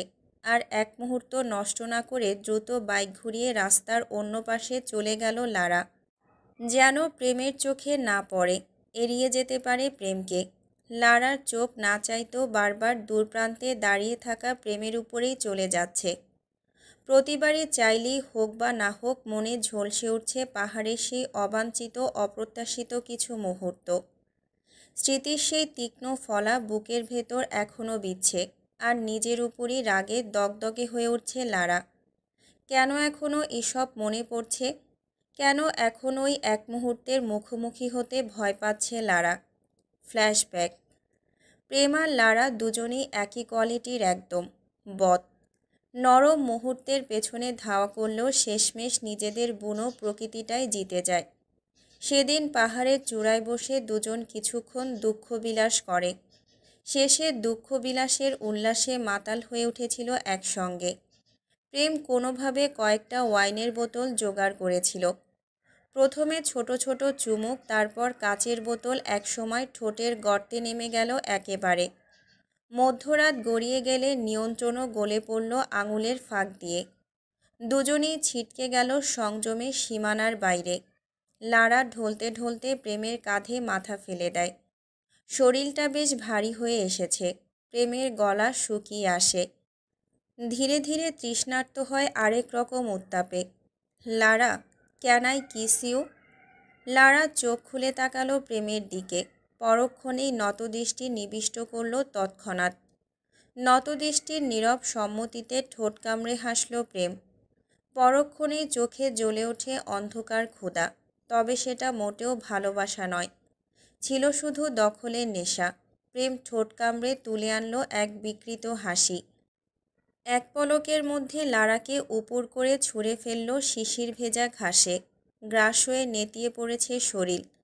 পাহাড়ের নিচে আসা বন্য শেয়ালের হাহাকার ডাকের সাথে প্রতিধ্বনি দিল তাদের ঘন নিঃশ্বাসের ঝাপটা। উন্মত্ত নেশা ছড়িয়ে পড়েছে চারপাশে। কোনো মদ বা কোনো বিষও এতটা গভীর হতে পারে না। এই, আপনার হেলমেট কোথায়? কনস্টেবলের কথা শুনে ভাবনার ধারা ছিন্ন হয়ে গেল। লারা মোটেও কারোর কড়া কথা শুনে অভ্যস্ত নয়। কাঠকঠিন গলায় বলল, হেলমেট আনতে ভুলে গেছি। এখন কি, কত টাকা দিতে হবে সরাসরি বলে কিস্সা খতম করুন, সময় নেই। মানে, আপনাকে দেখে তো বড়লোক মনে হচ্ছে। 5 টাকা লাগবে না, আপনার মন লাগবে ম্যাম। সেটা দিলেই সারা জীবন হেলমেট লাইসেন্স ছাড়া বাইক চালাতে পারবেন। পেছন থেকে এক পরিচিত স্বর ভেসে এলো। কনস্টেবল ভয়ে শিউরে ওঠে। লারা চিবুক শক্ত করে নেয়। প্রেমের ইশারায় কনস্টেবল স্থান ত্যাগ করল সঙ্গে সঙ্গে। শালা, রাস্তাঘাটেও তোর বাদরামি? প্রেম হেসে লারার বাইকের সামনে গিয়ে দাঁড়ালো। উপস বেবি, কুল ডাউন। বাদরামি তো রাস্তাঘাটেই করতে হয়, প্রাইভেট জায়গায় গেলে তো না জানি আবার কী থেকে কি হয়ে যায়। লারা শক্ত চোখে তাকিয়ে চিবিয়ে চিবিয়ে বলল, কি থেকে কি হুঁ? সজ্ঞানে থাকলে তোকে কাছে আসতে দেওয়া তো দূর, আমার ত্রিসীমানায়ও আসতে দিতাম না। প্রেম চাপা হেসে বাচ্চাদের মতো ঠোঁট উল্টে বলল, কথায় আছে না, খাওয়া শেষ খোদা হাফেজ সোনার বাংলাদেশ। তোমরা মেয়ে তো ঠিক তেমনই। লারা একপাশে মাথা কাত করে ম্লান হেসে বলল, এই তো বেটা লাইনে এসেছিস। তবে কি জানিস, খাবার যদি মজা হয় তাহলে পেটে ঢুকে গেলেও মুখের স্বাদ থেকে থাকে কিছুক্ষণ। আফসোস, তোকে এখন আমার দেখতেও ইচ্ছে হচ্ছে না। দেখলেই বারবার মনে পড়ে এক্সপেকটেশন ভার্সেস রিয়েলিটি। প্রেম বিস্ফোরিত চোখে চেয়ে রইল। মানে এইটুকুই। লারা গা ঝাঁকিয়ে হেসে সরাসরি আঙুল তুলে দেখিয়ে দিল। ইজ্জতে লাগলেও দমল না প্রেম, বরং উল্টো লারাকে অস্বস্তিতে ফেলে দিল। তাহলে কান্না করেছিলে কেন? আবারও মেজাজ চটে গেল লারার। শালা অসভ্য, তোকে কে সরকারি চাকরি দিয়েছে রে, নষ্ট পুরুষ? রাস্তাঘাটে মেয়েদের ইফটিজিং করছিস? প্রেম আশেপাশে তাকিয়ে একগাল হেসে লারার দিকে ঝুঁকে বলল, আর তুমি আমার নষ্ট হওয়ার মূল মন্ত্র। জ্যাম ছেড়ে দিল, গাড়ি ছুটতে শুরু করে। লারা প্রেমের হাঁটু বরাবর পা দিয়ে এক লাথি মেরে সামনে এগিয়ে গেল। চিরচেনা চিত্তে এগিয়ে যাচ্ছিল সে। তবে আপদ কি এত সহজে পিছু হটে? আবারও তেড়ে এলো প্রেমের কণ্ঠস্বর, লারা জান্স, তুমি আমাকে ছেড়ে চলে গেলে আমি একা কিভাবে থাকব? লারা প্রেমের দিকে তাকালো। ওর বাইকের সমান তালে চলছে প্রেমের বাইক। চাপা গলায় বলল, তুমি তো একা না বেবি, 2 কাঁধের দুটো ফেরেস্তার সাথে আরেকটা শয়তান আর তুমি মিলিয়ে তোমরা 4 জন তো আছোই। এবার সুন্দর করে সংসার করো, আমার পিছু ছাড় ভাই, দয়া করে। ঠোঁট কামড়ে হাসল প্রেম। লারা স্পিড বাড়িয়ে ওকে ছাড়িয়ে গেল। প্রেমও স্পিড মিটারে কাঁপন ধরালো। জ্যাকেটের ভেতর থেকে একটা আংটির বক্স বের করলো। এক হাত গিয়ারে চেপে ধরে অপর হাতে আংটির বক্সটা খুলে লারার দিকে বাড়িয়ে দিয়ে গলা ছেড়ে বলতে থাকে, লারা জান্স, প্লিজ ম্যারি মি। তুমি বসতে বললে বসবো, দাঁড়াতে বললে দাঁড়াবো, শুতে বললে তোমাকে নিয়ে শুয়ে পড়ব, মাঝরাতে বাইক রাইডে বের হব, রান্না করে খাওয়াবো, যা বলবে তাই করব, শুধু রোমান্সের মাঝে থামতে বলা ছাড়া। লারা বিরক্ত হয়ে প্রেমের দিকে তাকালো। আংটির দিকে না তাকিয়ে তুচ্ছ করে বলল, তোকে ভালো লাগে না। ভরকে গেল প্রেম। বেবি, এটা কিন্তু পার্সোনাল অ্যাটাক হয়ে গেল। লারা হেসে উঠল, হা হা, এটাই বাস্তবতা। I hate you. প্রেম আরও গতি বাড়িয়ে লারার সমান তালে ছুটে যাচ্ছে। পেছন থেকে গলা ফাটিয়ে বলছে, জান প্লিজ ছেড়ে যেও না।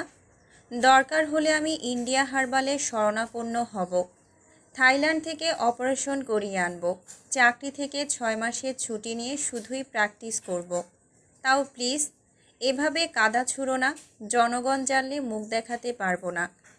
লারা একই তালে সামনে ছুটতে ছুটতে গলা ছেড়ে বলল, জনগণ জানলেও কিছু হবে না।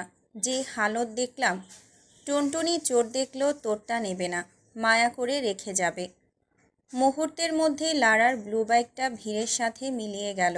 প্রেম ওখানেই স্থবির হয়ে দাঁড়িয়ে রইল। একবার নিচের দিকে তাকায় তো একবার আকাশের দিকে। তার তো নিজের উপর পূর্ণ আত্মবিশ্বাস, খুবই কনফিডেন্ট। তবে সমস্যাটা আসলে কার?